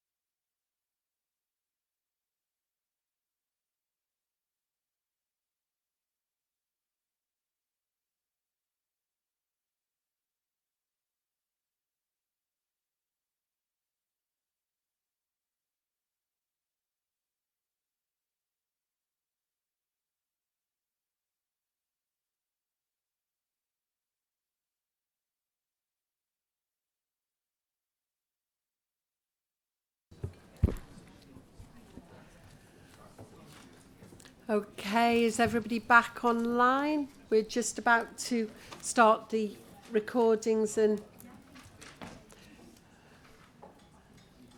members. I love that. I must get one of these for my house. Listen to me. No, no, never, never. 40 odd years I've been trying, still doesn't work. Oh dear. Okay, everyone, can we, member services, could we start the recording and the live streaming, please? Give us a thumbs up when we have lift off.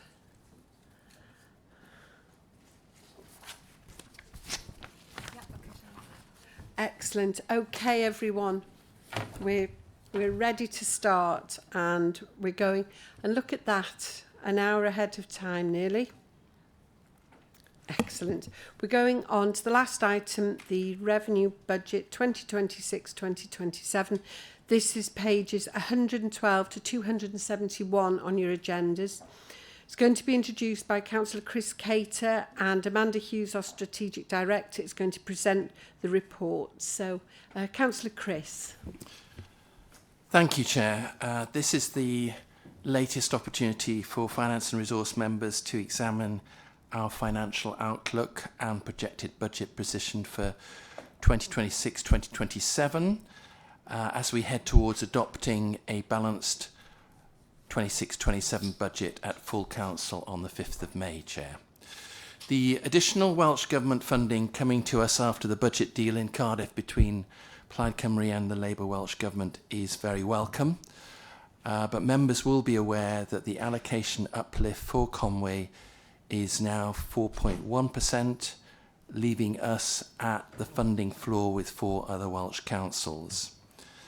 As 71.6% of our funding comes from the aggregate external financial grant from Welsh Government, we are still left with a serious funding shortfall resulting from pressures already reported to democracy and considered in detail by the budget working groups.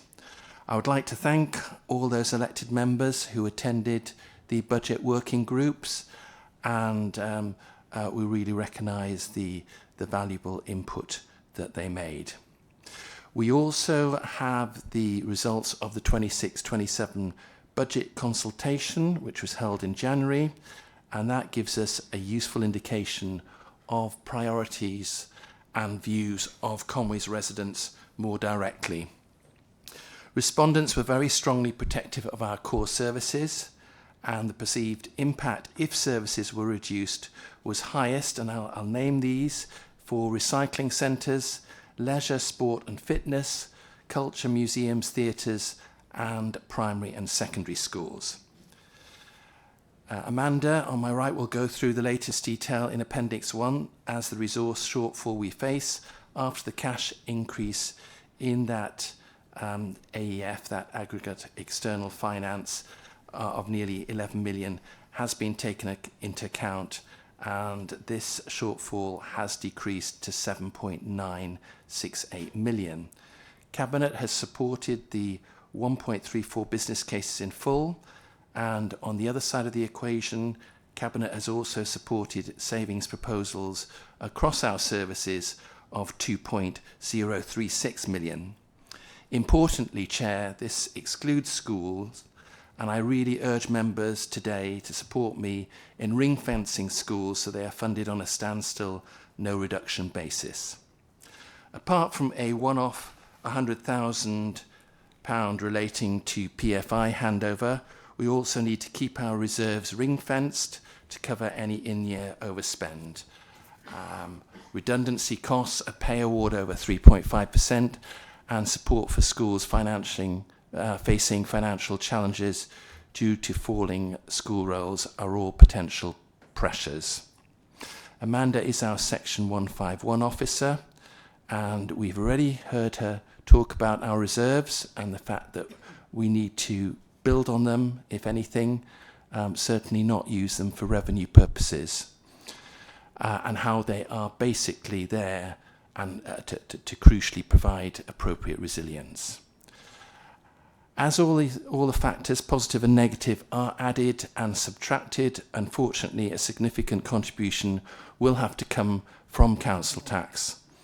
The headline is 6.09% for council services and an additional 0.41% for the North Wales Fire and Rescue Authority. I'm really grateful to Amanda, Gareth and the whole finance team for this huge piece of work and the thorough engagement with all our services, partners, stakeholders and the public. So I'll hand over to Amanda at that point. Thank you, Chair. Thank you, Councillor Chris. Amanda?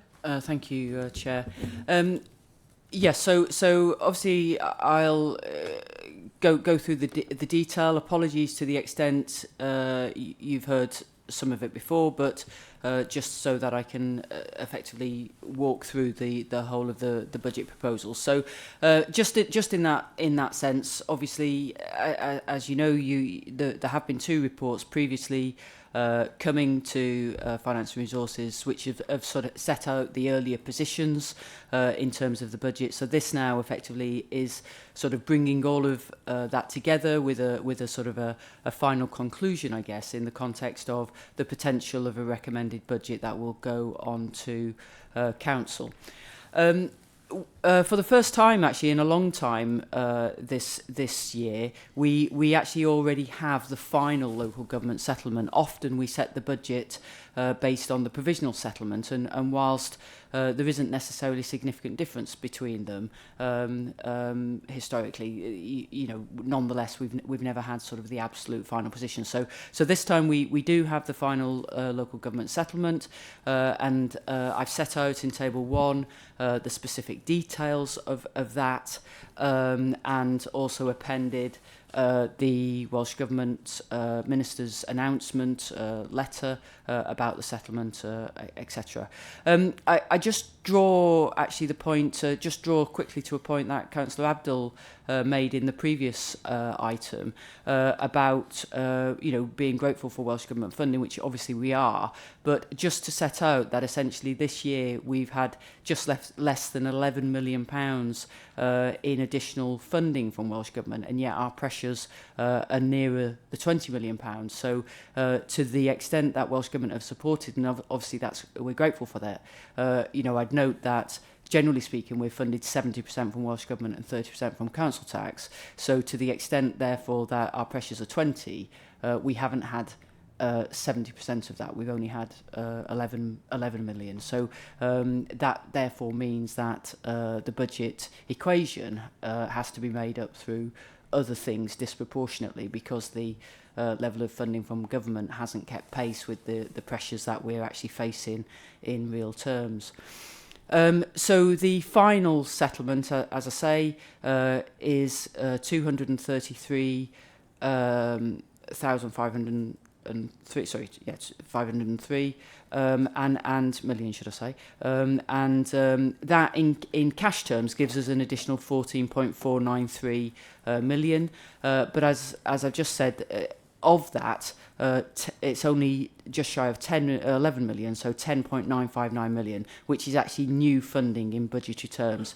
And the difference between the two is the bringing into the settlement the funding that was in the current year has been provided via a separate grant for the employers' national insurance increases that were effective from 1st of April 2025. So that gives us, as I say, that additional cash boost, which is obviously welcome. And I've appended in the report information around what our AEF per head of population is, and also what our AEF is compared to other authorities in general terms. And as you'll be absolutely familiar, it's been talked about a lot in the chamber. We receive less per capita than both of our neighbours, and in fact also less per capita than the average in Wales as well, which therefore causes us some additional pressure. In terms of the current estimated shortfall, I've set out in Table 2 how it has moved effectively from the previous report in January to this report now in February. And actually, you'll see that the pressures have come down, and the reason for that is because I've made some amendments to some of our budgets. So interest payable, I think it's reasonable that we reduce that budget next year by around 300,000. I also referenced in the previous report that we could release contingency, and so again that contingency is being released to help the budget position, and I guess in that context, you know, I would make the point really that really was the last of any contingency we held in the budget.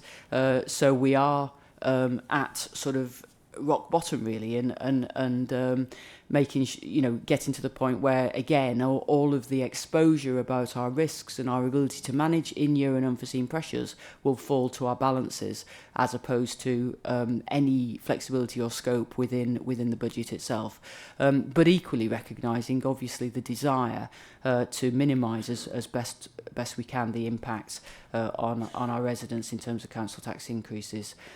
There was also another minor increase in the AAF as compared to the figure I had last time. There was a minor additional £22,000 as well. So effectively from last time, as set out in Table 3 and then Table 3 with the specific detail, our remaining shortfall after taking account of those amendments plus the changes in the AEF is that we now face a funding shortfall of £7.968 million. So in the context of, you know, as I've said many times before, you can essentially address that shortfall in one of two ways. You can either reduce your expected expenditure, reduce your pressures, where obviously there's choice in there, or we have to reduce services and or increase income. It's only those two ways essentially that you can balance the budget. So this budget does include a small number of business cases which are set out in Appendix 5 and which total 1.34 million, and they've been supported in full in this budget proposal. I reference them as being one of those areas of choice, I guess, because whilst there is no doubt that those business cases are there to address significant pressures within services, there is nonetheless a choice around whether they're supported or not, and that if they weren't supported, that you know that would therefore reduce our expenditure. But this proposal, proposed budget as it stands, fully supports those business cases that are set out in Appendix 5 and equal 1.34 million. You've seen previously, moving on to budget reductions, you've seen previously details of the savings proposals that have been put forward by services, excluding schools. Previously, the figure you've seen is 2.036 million, and a significant proportion of that actually is to do with generating more income, which obviously plays back to the fees and charges report that you considered earlier on. Since the last report, the savings have been increased by a further £200,000, which is to recognise the fact that I realised that the full year effect of the savings following the closure of Bonlondeb hadn't been taken into the budget properly, and therefore that's now in here. So effectively the savings proposals now equal 2.236 million, and again that's the level of savings proposals that are built into the budget, and as Councillor Chris identified, this recommended budget proposes no changes to the schools budget. So in other words, a standstill budget where effectively pay awards, etc., have been funded through the pressures, and I think all members, recognise the pressure and difficulties in schools, and feel supportive of that proposal to protect schools in that way. In terms then of additional income sources, one of those could be reserves and balances. However,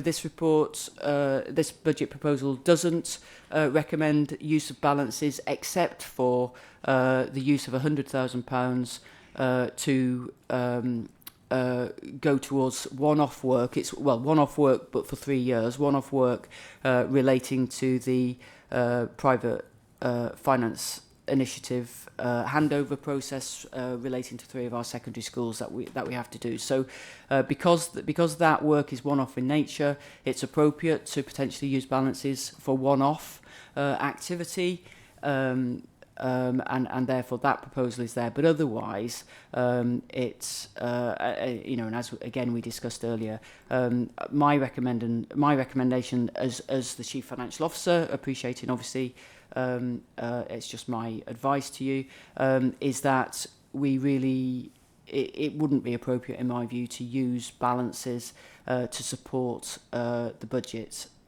in any substantial way. And the reason for that ultimately is because we have a number of risks that we're managing, and as the Chief Executive pointed out earlier, we are in a much more volatile position in terms of our revenue activity, in year revenue activity, where the ability for costs to spiral out of control, I guess for want of a better phrase, is very apparent, and we therefore need to ensure that we are protecting ourselves in terms of sort of financial resilience.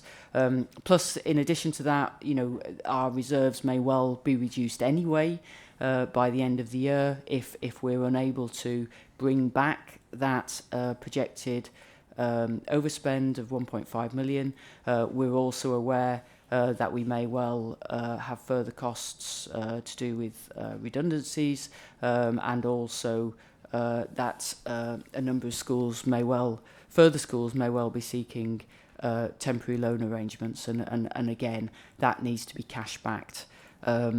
So obviously happy to discuss that in more detail if members got questions, but that's the advice as it stands. So in that context then, this recommended budget or potential recommended budget, as I say, allows for the use of that £100,000, but no further use. But equally, it doesn't provide for a budget to allow us to rebuild reserves, and certainly, again, that's been discussed here in the past, about, well, how do we build reserves if we don't actually create budget provision for it? And we've done that through temporary use of underspending in relation to capital financing, and that would be my proposal in terms of how we carry on to seek to do that. So again, the budget doesn't allow for a permanent budget set aside. So we're on to the final element, therefore, of how we propose a balanced budget, and that's on to council tax. So in terms of what I've discussed so far, we have a resource shortfall of, after AEF, of 7.968 million. We can meet some of that shortfall through the budget reductions of 2.236 million and the use of reserves of 100,000, and therefore there remains a shortfall of 5.632 million. And in order to close that gap, given that 1% of council tax raises £866,000, to close that gap of 5.632 million would require a council tax increase of 6.09% for council services, and 0.41 to fund the North Wales Fire and Rescue Authority levy increase. And those two together will close the budget gap of 5.632 million.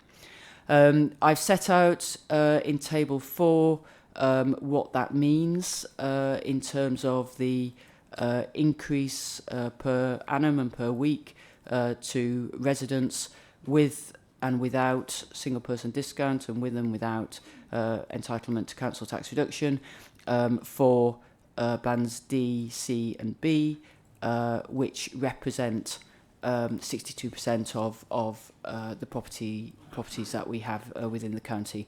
I'd also just note that of the 56,000 plus dwellings that we have, around 21,000 of those are subject to single person discount, and around 2,300 households are exempt from council tax for a number of different legitimate reasons, and a further 9,500 are in receipt of council tax reduction scheme, which obviously is beneficial. So again, the budget proposal, as I say, allows for council tax increase of 6.09 to fund council services and an increase of 0.41 to fund the North Wales Fire Authority levy, giving a combined council tax increase of 6.5%.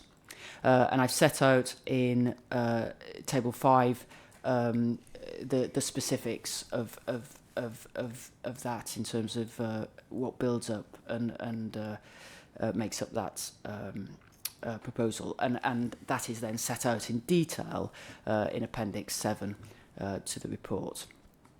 As you know, we undertook a budget consultation which was open between the 17th of December 2025 and 23rd of January 2026, and we received 401 responses in relation to that. There's a comprehensive detailed set of results set out in Appendix 8, and which makes for very interesting reading, and it clearly demonstrates that respondents are strongly protective of our core services, whilst recognising the need to consider pragmatic solutions in the light of our financial position. And again, just referencing back to both the earlier report and also the budget, many of the budget reductions, you know, there does show that there's broad support generally that we continue to secure external funding and generate income, which, as I say, is consistent with that.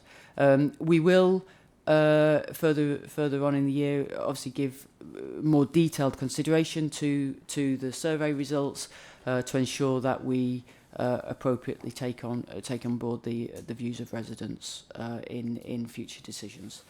In terms of the financial outlook going forward, and I guess this is relevant because it sets the context of what's obviously to come when considering the proposals for the 26-27 budget.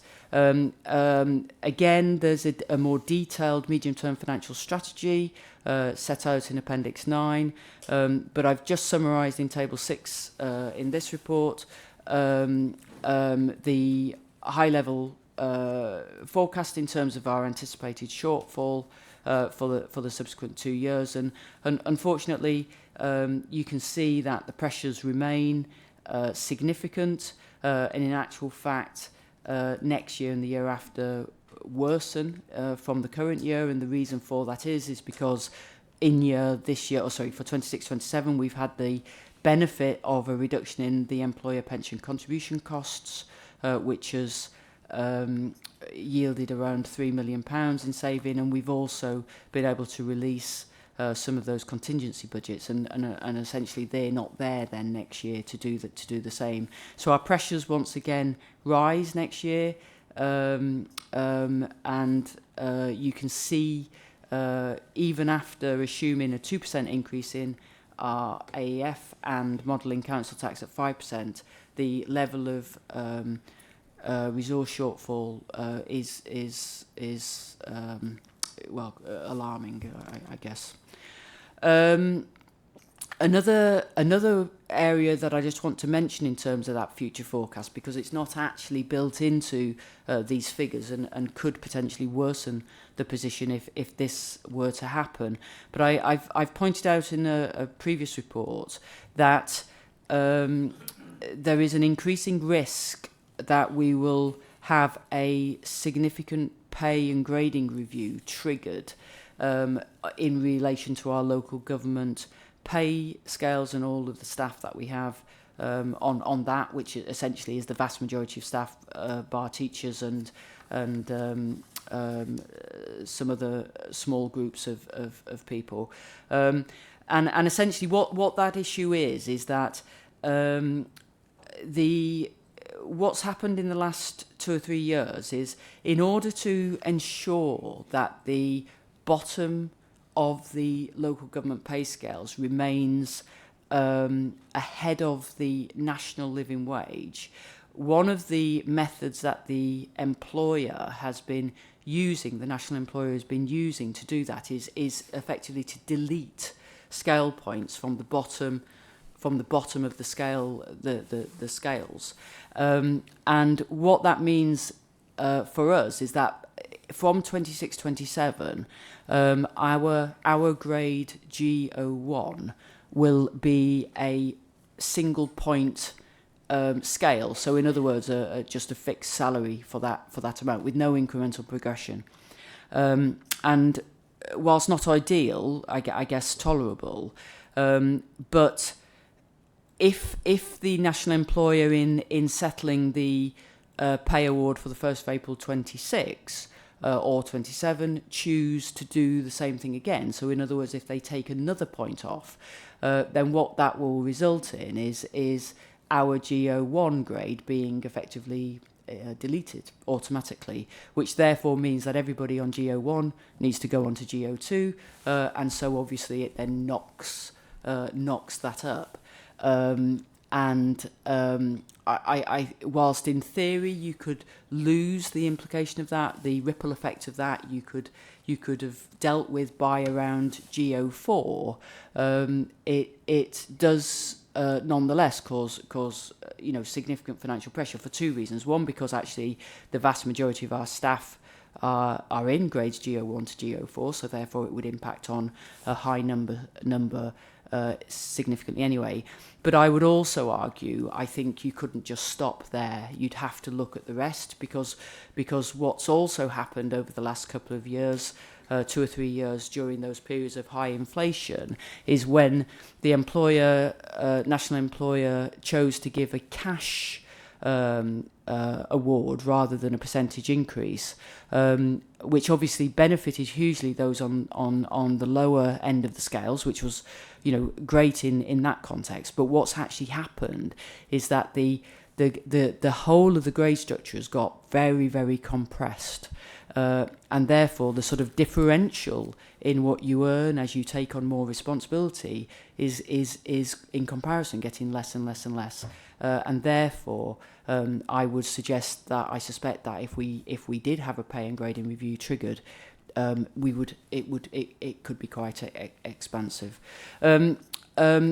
I would observe, however, that obviously this isn't a problem we have alone. Other authorities will face similar positions, and therefore it would be something one would hope government would need to recognise in some way in terms of funding, etc. But time will tell on that. But as I say, we haven't fully. We haven't fully undertaken the work to assess the cost implication of that, but I think they could be substantial and not included in these forecasts at the moment. I also, again, in the context of setting this year's, the budget for 26-27, and I guess it comes back to that point about previous discussions about balances, etc. I've also set out in Table 7, as you've seen before, a range of risks that we potentially face which would impact negatively on our position if you know, for argument's sake, the pay awards were higher than we've budgeted for, or council tax collection was lower, etc., etc. So you know, that's why we have to hold reserves in order to mitigate these risks and other factors that I've mentioned previously as well. I won't dwell. I've set out in the report, obviously, the implications of a Section 114 notice, and you know, we've discussed that before, and I won't dwell on that. You know, hopefully we're you know, okay, you know, in this context, but obviously, you know, again, you know, just pointing out ultimately that if we're unable to set a balanced budget, then that would be the consequences of it. So in terms of the next steps, obviously subject to Scrutiny's comments and observations, recommendations onto Cabinet. Cabinet will be tomorrow will be essentially recommending a budget onto council, and that will go to council on the 5th of March.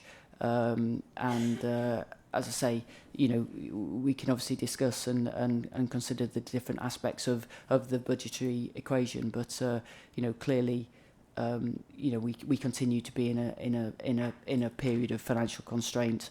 And therefore difficult decisions are inevitably needed. So I hope that's useful. Thank you. Thank you very much for that, Amanda, and thanks to you and the team for all the work that's gone into this. Clearly, you know, great amount of work has gone in. Okay, members, just draw your attention to a correction on page 122. Point 6.20 should read on paragraph 6.14, not 3.14, if those you're trying to reference that. So just doing that. Okay, first speaker, Councillor Paul. Yeah, thank you, Amanda, for your comprehensive...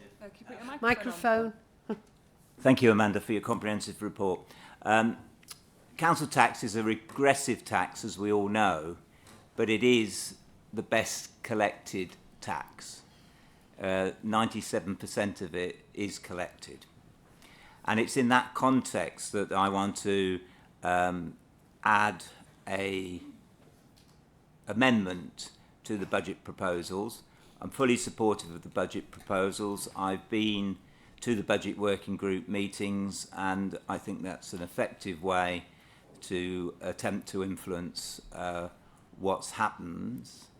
But I think there are still areas which are real concern to me, and I want to propose, in addition to the budget, a further 1% council tax increase, which will bring in 880k. And the reason I want this money to come in is to deal with 4 of our major capacity issues, which senior officers and even junior officers, when you engage on the ground, they acknowledge that these are very real capacity issues. Now, the first one I want to raise is the rationalisation of the school's estate, which I've been banging on since I was elected. And very interestingly, it must be having some effect, because in the public consultation, merging schools has become an issue, which I see as positive. It's one of the priority issues. And that's because I think the facts are the facts. We have a declining number of children, particularly at primary school age. People are now aware, which they weren't aware previously, of the number of surplus and unfilled places in our schools, and the very significant difference in costs between small rural schools and our coastal schools. Sometimes small rural schools get £20,000 per head, whereas some of our coastal schools only get 4,000, 4,500. It's a real inequity.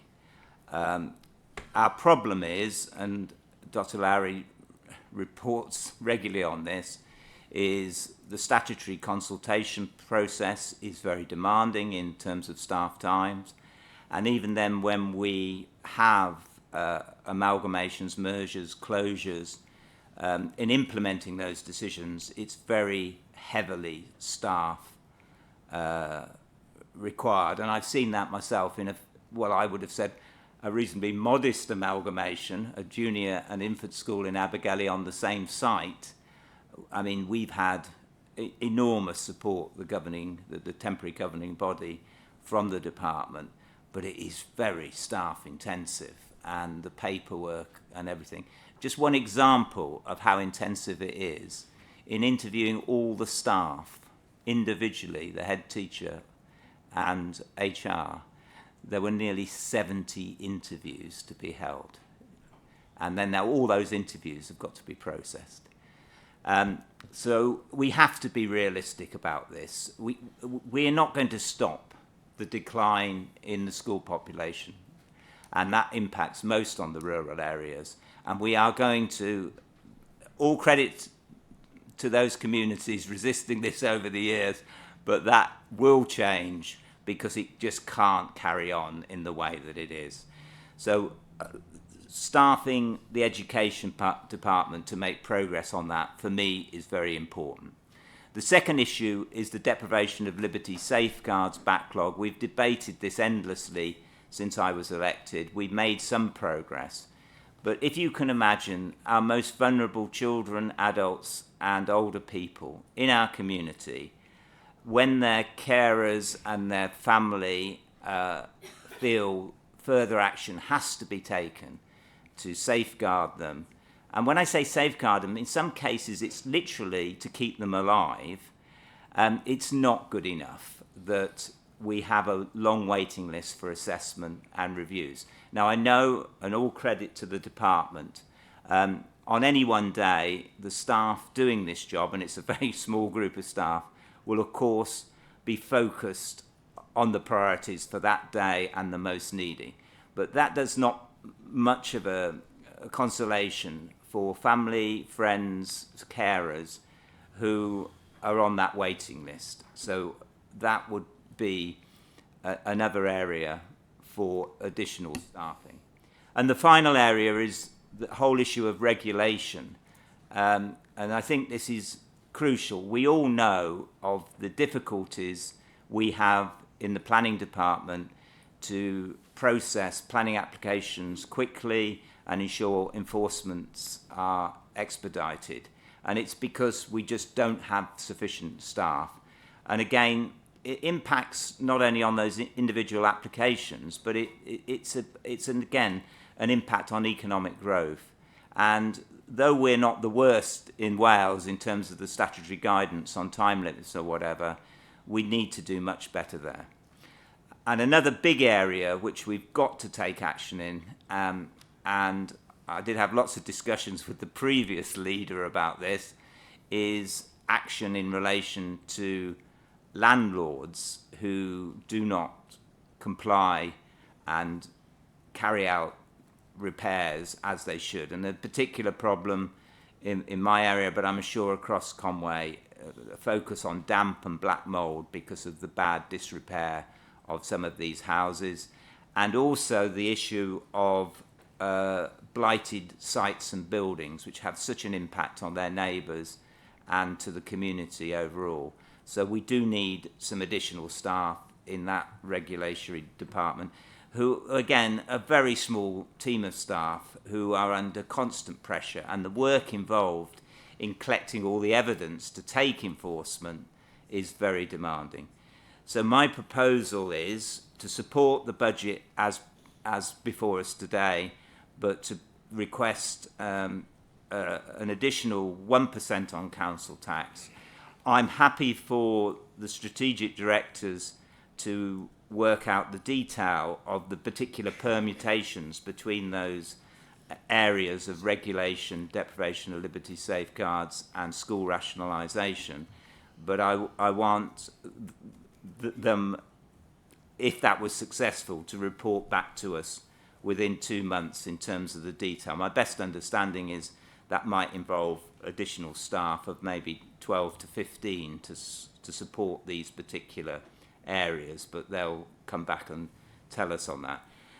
The one other point I want to make, which is just a question, I accept the standstill school budget, but what concerns me in the report is there is no forecast in relation to number of redundancies, number of future anticipated loans, and the final reserves after this school standstill budget is implemented.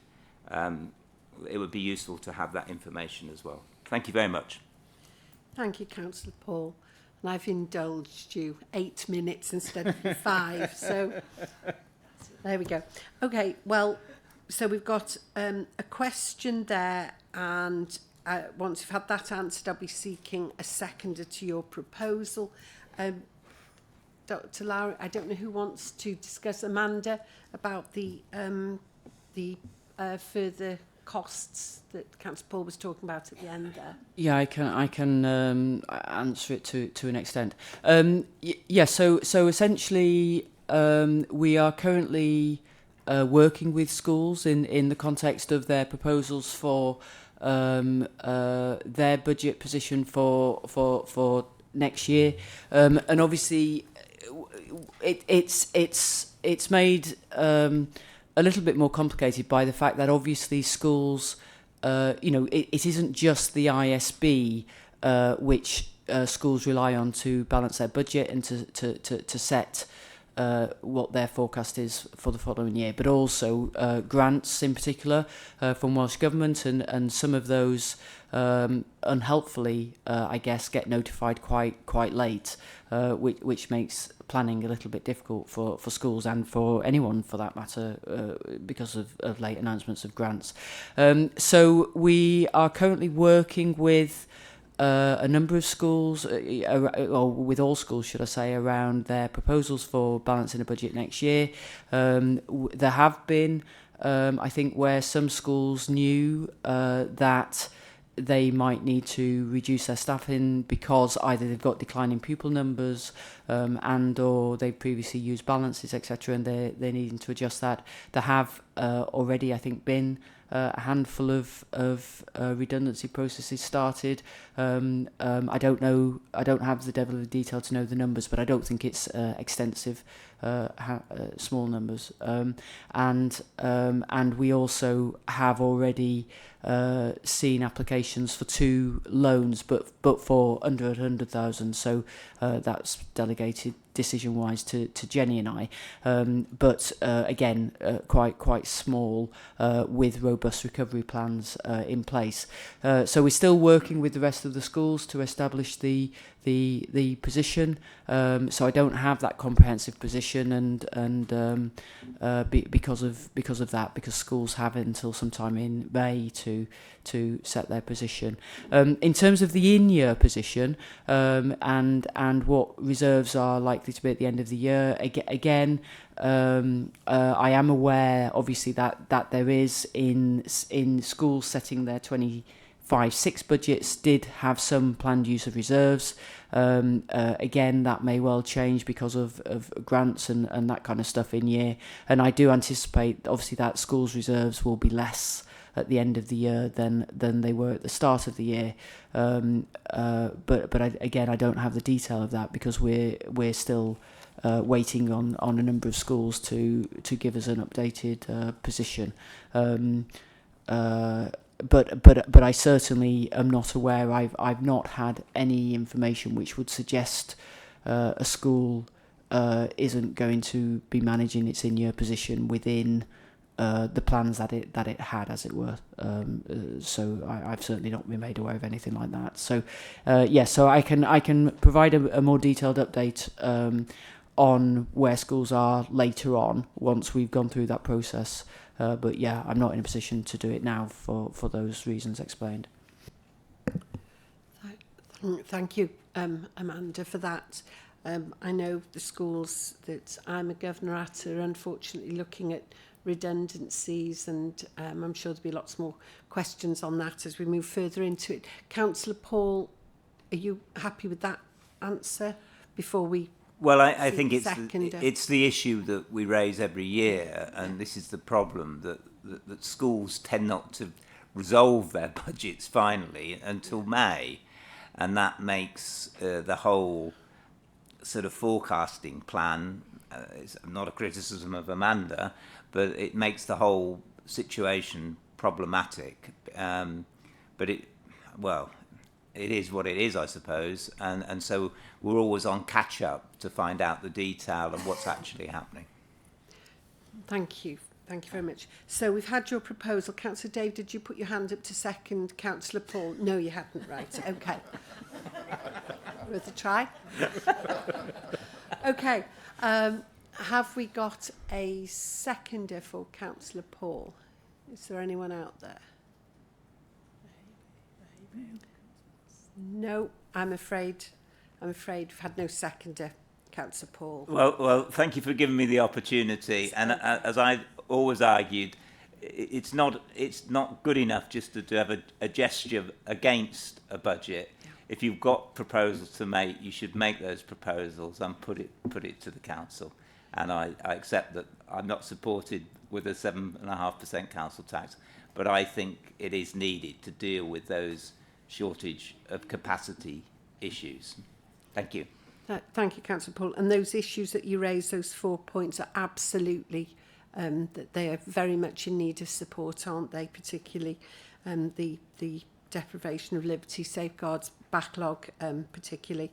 Okay, so next speaker we've got is Councillor David in the chamber. Councillor David. Yeah, thank you, Chair. I do welcome the proper funding of schools, and that's something that's quite essential that we do that. And also the funding for the residential homes, the MI homes, and for domiciliary care that's included in the budget, because we've had problems in the past when they've not been properly funded, and we don't want those problems to come back again. On the actual council tax increase, it's 30% in the last 3 years, and now there's a proposal of 6.5%. It's turning into the new poll tax, isn't it? That it's not affordable, and we know that people that are not working won't be paying it, but people that are working on minimum wage are having to pay it. And it's a bill. It's not something like where you could go into the supermarket, you could buy cheaper food, or you could try and make economies on it. It's a bill that has to be paid, and it's coming out of people's pockets. And I think we're getting to the stages now with these kind of rises that it's just unaffordable, and I can't support it. I really can't. We've got to look for money within the authority to be able to cover that without putting it on the council tax.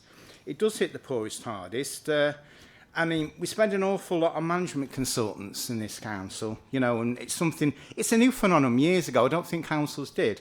And of course, senior managers here, we argue we can't live without them now, but what we're saying to people when we take this money out of their pockets, this 6.5% where they're going to have to sort of make difficult choices, they're going to have to live, and they're going to have to do without things. And I think we're going to have to do the same. So I think we do need to look for a zero increase this year, because we've had 30% over the last 3 years. It's just unaffordable. And it will catch up with us. We will actually, at some point, people will not be paying the council tax, not because they don't want to pay it, because they just can't afford to pay it. So I think we really need to look at that, quite honestly. So they're my thoughts on it, really. I'm not going to go on for too long, because as I said, I can make my points quite clearly, that we really need to look at that increase and look, at how our residents can afford it. And we had 400 people that replied to the survey that we did. But I canvassed in Old Colwyn. I can name over 400 people that don't want any increase this year, because I've never met one. I don't know if Councillor Shell represents the same ward as me. Has anybody actually ever asked for? I know what Paul's asking for his council tax. Has anybody asked to put it up? Everybody's saying, we just can't afford it. So I think we need some serious work to be done between now and full council, which is a week on Thursday, to try and look how we can actually not have an increase this year. And that's what I would like the officers to do. Thank you. Thank you, Councillor David. Yes, my inbox is full of our residents that absolutely cannot afford it and are dreading it, especially the elderly. It's really, really worrying situation. So thank you for that. Next, we've got online councillor Anne. Thanks, Chair. A couple of sort of things for me. One is that I'd really like clarity in terms of what is here proposed, the total cost for percentage increase for residents, because I think we're missing the impact of the Town and Community Council's levy, which obviously is collected by Conway. So in the overall frame of council tax cost to residents, I just wonder what percentage increase will be added on to the 6.5% proposed here. So that's sort of one question, and I think Amanda usually brings Town and Community Councils into the council meeting, which will be 5th of March, but just for the sake of completeness here, I wonder what that overall percentage is. The other thing is, in terms of some of the financial information, the previous report talked about in this next financial year, we would have £80 million of income based upon, you know, fees and charges. So I do wonder where that's reflected within this sort of budget funding report. I'm not quite sure where that is. And then the final thing on the stats is there's talk within the report, is there not, that next year there will be no ability for, or the year after, there'll be no ability for services to actually make cuts as it's crudely sort of described.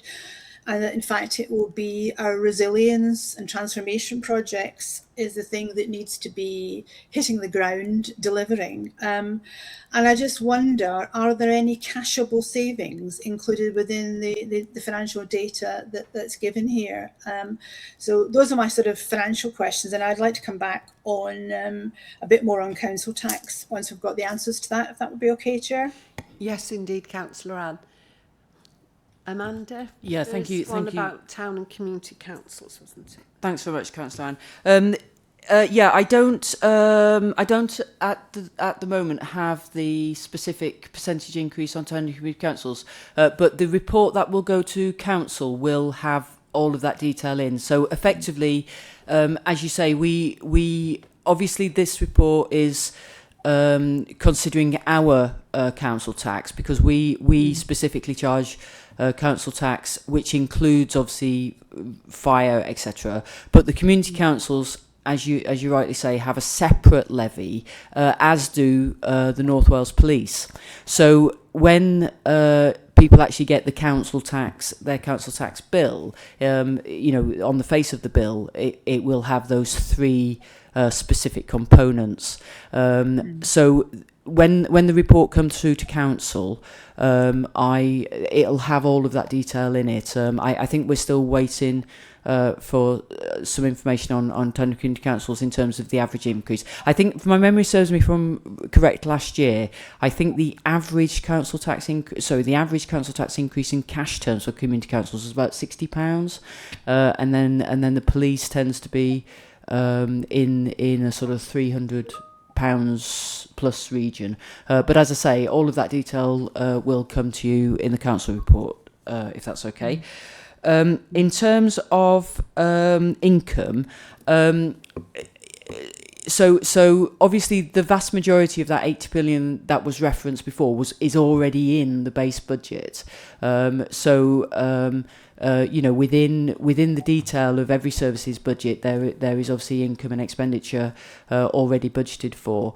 To the extent that there are proposals to increase those fees for various reasons in the next financial year, then they form part of the budget reduction proposals. I think of that 2.2 million 2.2 million of savings. I think off the top of my head, I think just over £1 million of it relates to income increases to do with fees and charges.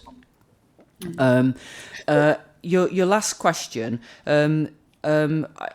I slightly misunderstood. So maybe if you can help clarify. So I know you referenced the need to look at the resilience strategy. So absolutely, I think what we're effectively saying, aren't we, is that by now, after years and years and years and years of trying to identify savings, services have run out of road, I guess, in terms of those.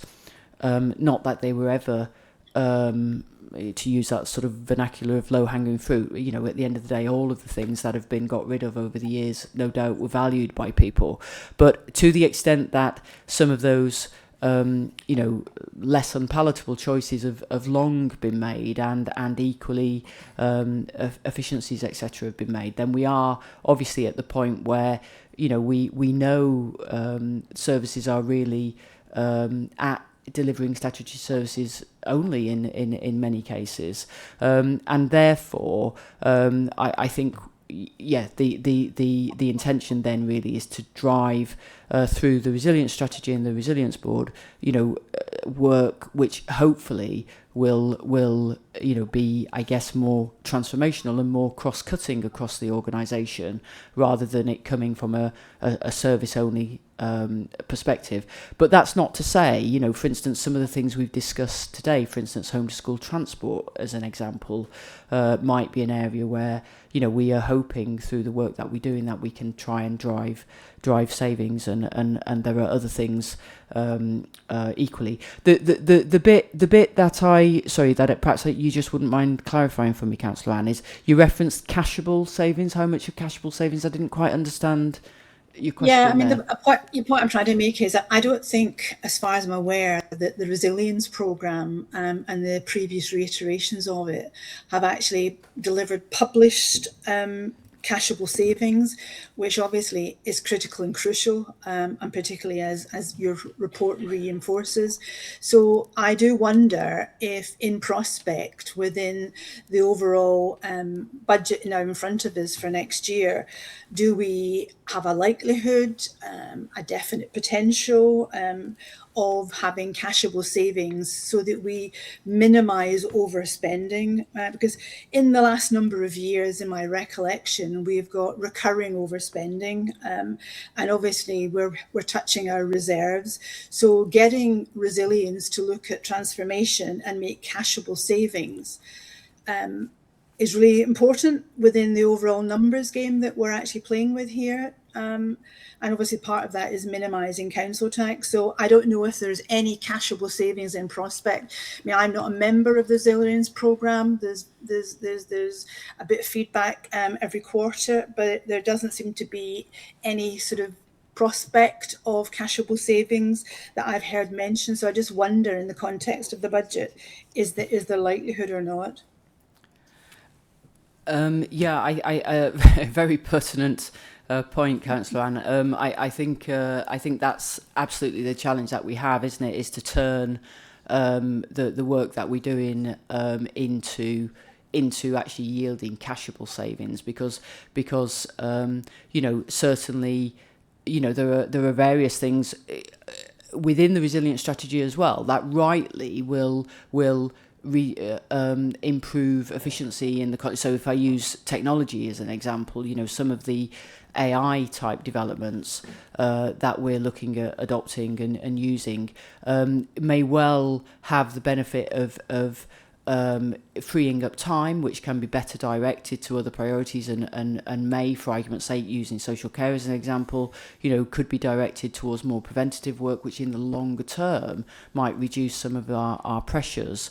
But as you say, in the here and now, it doesn't result in cashable savings. So I think the resilience strategy and the projects being progressed there will be a mix of things that seek to have cashable savings and those which are more around efficiency. But I think the real challenge that we have is as I say, driving and identifying and driving those projects that will have cashable savings, and that's the step we I guess needs further development, and obviously that needs to link through then to the medium-term financial strategy in terms of having those projected savings that will help us fill that gap. But yeah, it's challenging, because ultimately I don't think there are any, there are no silver bullets, are there, if you know what I mean, in terms of obvious and easy solutions to yield the level of pressures that we're facing. So it's an ongoing challenge, but one that everybody's committed to working towards. Just ever so quickly, I'll just go back just because my colleague has very kindly whizzed over the percentage increase on town and community councils, and for this year, I don't have the monetary amount, but for the average town and community council increase this year is 5.23%, and also just for completeness, I can confirm that the police and crime commissioners increase is 7.01%. So I need to work out what the composite of all of that would be, but I guess if you've got 6.5 here, 7 on police and 5.25 on town and community councils, I'm having an absolute guess here, but I would guess the composite is probably going to be around the sort of 6.6-ish sort of percentage, but I, as I say, the detail will be confirmed in the council report. Okay, well that's just good radar, Amanda, and obviously we'll find that out in sort of on 5th of March, which is great.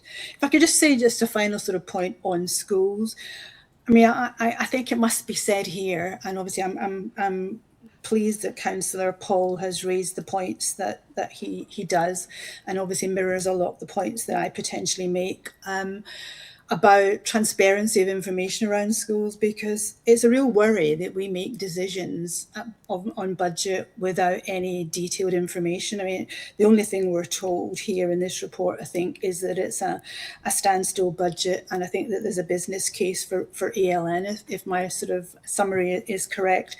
What we're not talking about in the report is that there's a 5 million deficit, according to head teachers, that they're currently struggling with. And obviously a standstill budget, I can only assume that schools are not alone in having a standstill budget, as it's called, because not every subservice, whatever, has actually sort of contributed to cuts in actual fact. And in fact, as you've already said, at least 50% or average 50% is about income generation rather than cuts. And of course, that's not available to schools, as we know. So a standstill budget actually doesn't reflect inflation or rising costs elsewhere. So, I don't know, inflation is, 3% at the minute? I think it's been up to 3.4 in the sort of year. So likelihood that 5 million deficit in a standstill budget will obviously increase. So, we're putting schools under more pressure by having a standstill budget. But how many other services have got a standstill budget? I did note that social care is having an investment, is it, of £5 million, I think, if I've read the report correctly. But I just wonder how many other teams have got a standstill budget for this coming year. So essentially, most services will have a standstill budget. In the context that essentially all what we're adding into all services is pay awards, and obviously for some services, schools actually are an example where probably 90% of schools' budget is salaries. So in that context, are getting the inflationary uplift for that. For services that have a higher proportion of non-staff costs, then actually we're not recognising inflation at all in any budgets, other than those that are significant in value and where we're so for instance in ERF as an example, although it will be funded actually through the grant that we're getting, we're contractually obliged to uplift our waste contracts, for instance, by CPI. So and because that would equate to sort of £200,000 or £300,000, then that gets added in. In terms of you know, the other areas where we're adding budget in, obviously you can see the business cases for specific areas, which, as you say, I think mostly fell in education and social care, and then other pressures have been added in where we know, and I guess these are specifically and mainly in social care, where we know we have additional demand, you know, in the context of, you know, for instance, you know, we know that we have to uplift the care fees for the real living wage, which is a commitment of Welsh Government and a commitment of ourselves to ensure that care workers in Wales are paid the real living wage. So that's obviously gone in as an unavoidable pressure. And other than that, the demand that's gone in is to do with the fact that we know physically, you know, or factually, as it were, that we are delivering more hours of care, either through domiciliary care or through nursing and residential care. We're delivering, you know, we have more people in the system receiving that, and therefore, you know, it's been built in because ultimately it's unavoidable, isn't it? You know, if we're delivering, you know, for argument's sake, 12,000 hours of domiciliary care per week, when last year we were only delivering 11.5, and they're not the correct figures, I'm just using them as an example, then you know, we can't not add in the extra 500 hours of domiciliary care per week, because the reality is, you know, we're serving those people in our communities every day. So you know, very little really has been added into the budget, which isn't absolutely, you know, which is essentially unavoidable. But yeah, going back to your point about other services on standstill, I would argue that actually every service is on standstill, other than for those factors I've just listed. And it would be good to reflect that within the report, Amanda. I would suggest, you know, as part of giving just a bit more transparency and information about schools and their relative position, because otherwise it just looks as though we're being more generous than we actually are in terms of schools, because I think there's no getting away from the 5 million that the head teachers have told us that they're absolutely in deficit of and urgently need, and that therefore this standstill that everybody is more or less receiving will actually increase that deficit of funding. And I know that's an overall picture of everywhere, but I just think we need to be honest with the public, and as all to fully understand the picture in relation to schools. But thanks for that. Yeah, I agree, Councillor, and I'll bear that in mind for future. Just one point, just to make on schools, actually, and I think it comes back, you know, a little bit wider than this report, but going to the points that have been made and the points made previously, and obviously, you know, members are aware that we've had the work done by CITFA looking at some of the data around schools and what that tells us, and you know, I think there's general recognition, you know, that we need to do work in the context of looking at our funding formula for schools, but also that wider point about actually, you know, what is the pressure in schools, and to what extent we need to give further consideration to that in budgetary terms. And you know, certainly I can assure you that there are a lot of conversations going on that very topic, and you know, and I you know, which is work we'll have to do over this coming year, and I'll also, you know, make sure I consider really to what extent we can get better information at an earlier point, which will allow more context to be provided in these reports in future. Thank you. And I thank you for that, Amanda. And obviously I thank you for bringing in CITFA to look at schools, resilience and finance. And obviously Eston has recently got involved as well. So, and again, I think you're programmed to share both those reports, as I understand it, in the not too distant future. So that will help as members as well as the public understand as well. So thanks for that, Amanda. Thanks, Councillor Anne. Yeah, and just to echo, really support the welcome focus on the multi-agency safeguarding hub and the additional learning provision for our pupils, two hugely important areas of work. So now we're going to go to the last speaker, which is Councillor Abdul, before we go to the recommendations. So Councillor Abdul, thank you for your patience. Thank you, Chair. Just got a few questions.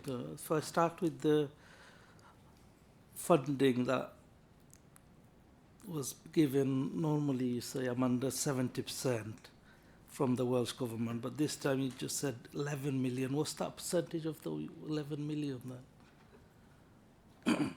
Percentage-wise? So essentially what I'm saying is that in global terms, you know, after all the history of it, we get 70% of our funding from Welsh Government. So I guess what I'm suggesting is that in simplistic terms, you would expect, therefore, if you've got pressures of 10 million, that you'd get 7 million from Welsh Government, and the other 3 million would fall on other ways of meeting it. But essentially, we've only had 11 million against our pressures of 18 million. So therefore, in percentage terms, we've not had, I can't do that percentage in my head. We've not had 70%. We've only had what, 60 or something. So you know, the essentially it means therefore that in the absence of just matching the rest through council tax, which wouldn't be tenable, that effectively we're in a situation where we have to therefore make budget reductions because it's not kept pace with the pressures, essentially. Does that make sense? Sort of. I still wanted to say it, but yeah, I'll take that. I mean, Chief Executive alluded to the pandemic period when he said, in fact, we were not down, and that's probably because the UK government has taken over and given a lot of different grants and things like this. And it's not surprising during disastrous term. I mean, we have had severe weather where Welsh government has given top up to the ERFs, I remember. So yes, when the rainy days comes, there is help out there, as I said before. But it just doesn't justify for me, and I'm not sitting because I'm sitting by Amy. Councillor Carr was sitting by me, not him, so he's not influencing me. Okay. But I can't justify, you know, besides getting extra help from Welsh Government, that we can't reduce that council tax less than 6%.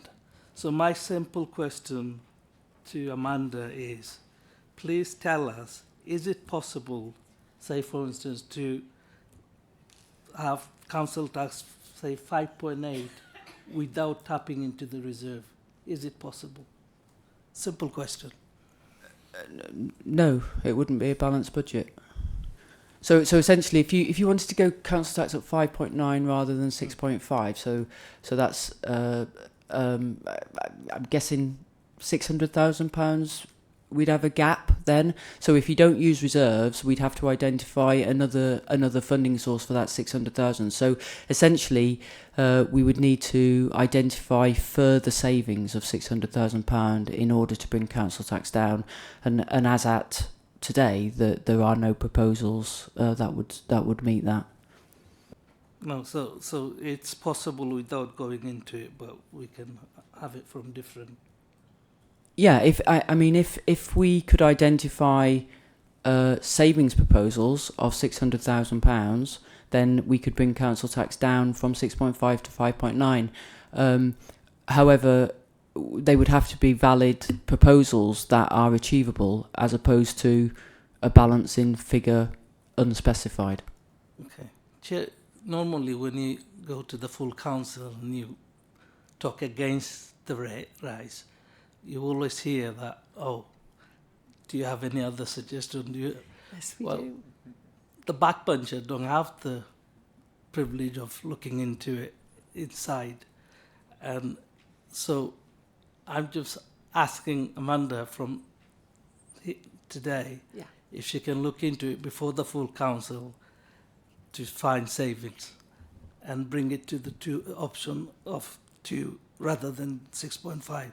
Have your 2 options, if possible. Thank you. Councillor Chris wants to come in, and then the Chief Exec. Yeah, thank you, Chair, and I hear what Councillor Abdul is saying, but we did have all the budget working groups, so we had a look at all the savings that were possible and the cuts that were possible. I know that in the ERF one, we came up with over 700,000. Councillor Mike can correct me, but over 700,000. Pounds worth of input into the budget from savings and increased charges there. So we have examined all these, and I think, Chair, it is actually unfair to ask Amanda in 10 days to come up with a completely new budget with more savings. But I'll hand over to the Chief Exec. Yeah, diolch. And reiterate, really, this has been quite a long process for us in terms of setting this budget. I think if you think about it, we started nearly a year ago, really, as officers trying to pull these things together. And we've regularly reported in, be that in this committee, Cabinet, also the working groups have met and gone through all the budgets of all the services twice. So in that sense, all that information is with you. And all the detail that has led to this point has been before you. So in one way, as Amanda says, there are limited options available now, and those include either suggesting cuts, using reserves. Really, those are the only options that you've got on the table. And, the professional officers have bought this report. It is entirely a matter for members about what they do with that information and whether you want to consider anything, and you will be advised accordingly from an officer's perspective. But 600,000 at this late stage is very difficult. And I believe that the report is incredibly clear about the process and the workings out in relation to that. And, we are in a difficult space. I don't think anybody could question that. And clearly, the ask on the residents is something that we wouldn't want to be advising you to do. But this is a balance, really, that we have to strike as officers to bring that forward. So I don't think that there are any suggestions that you will find in a week's time that can bring 600,000 savings in terms of cuts, and you've been advised really about the use of reserves and the potential demands that we have for those reserves. So yeah. So if I can come back. You can indeed.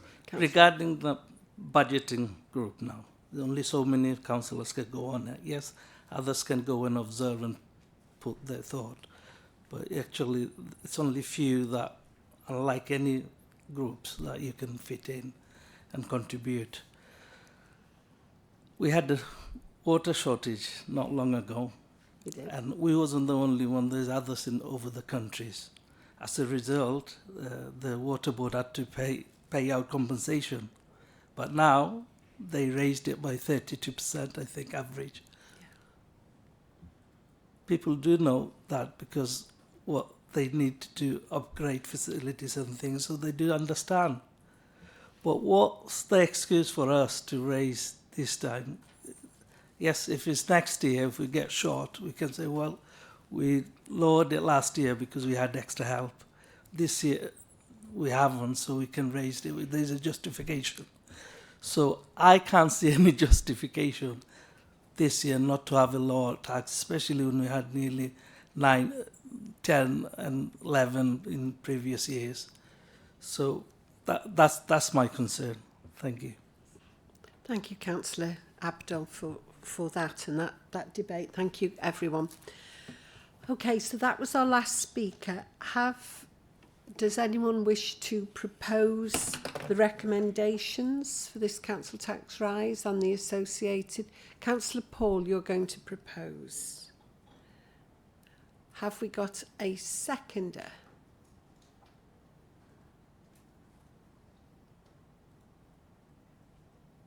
Interesting. Okay, we haven't got a seconder for this from within this committee. Monitoring officer, where do we go now, please? Well, if the committee want to make a recommendation onto Cabinet, then it's for members of the committee to make a recommendation to Cabinet. I don't think I can assist further, Chair. There's a hand gone up online, Councillor Nia. Do you want to come in there? Yep, I'm happy to second, thank you. Dwi'n hapus eilio, diolch yn fawr iawn. So you're seconding Councillor Paul's recommendation? Yeah. The recommendation is the same. The recommendation is the same as in the. My understanding, Chair, just to be clear, is that Councillor Paul was putting forward the Appendix 7, essentially, of the report that's before the committee. That correct, Councillor Paul? Yeah. Yeah, you're happy to recommend that rise? Yeah. Okay. And just to be clear, we're actually recommending that we approve 6.5 as opposed to what is in 2.1 under recommendations. Matt?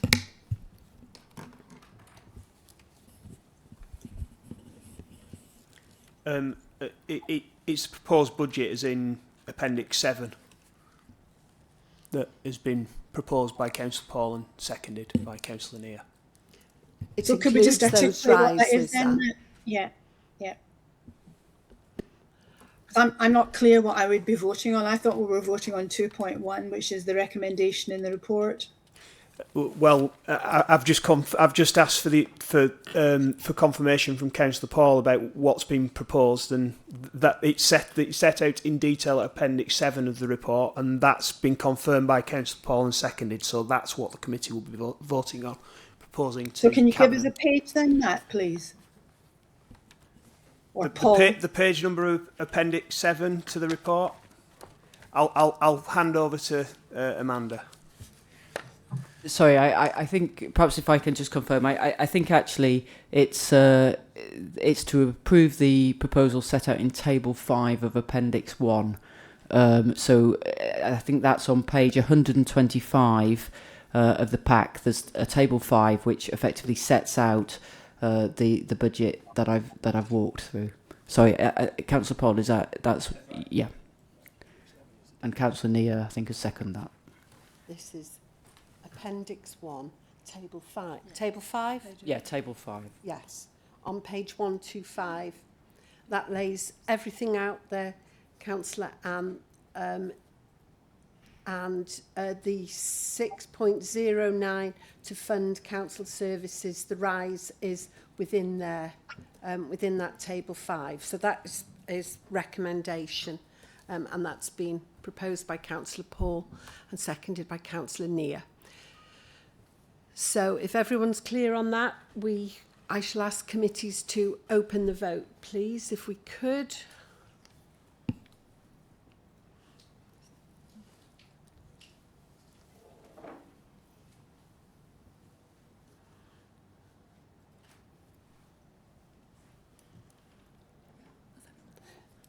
That is everyone's voted.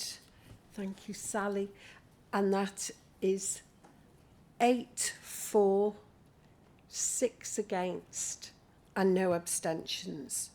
So that is carried, and that will be going to Cabinet tomorrow for their recommendations, and then on to full council for the entire council to debate and vote on this on the 5th of March. So can I thank everyone for attending today, and thank you once again to all officers and members. Diolch.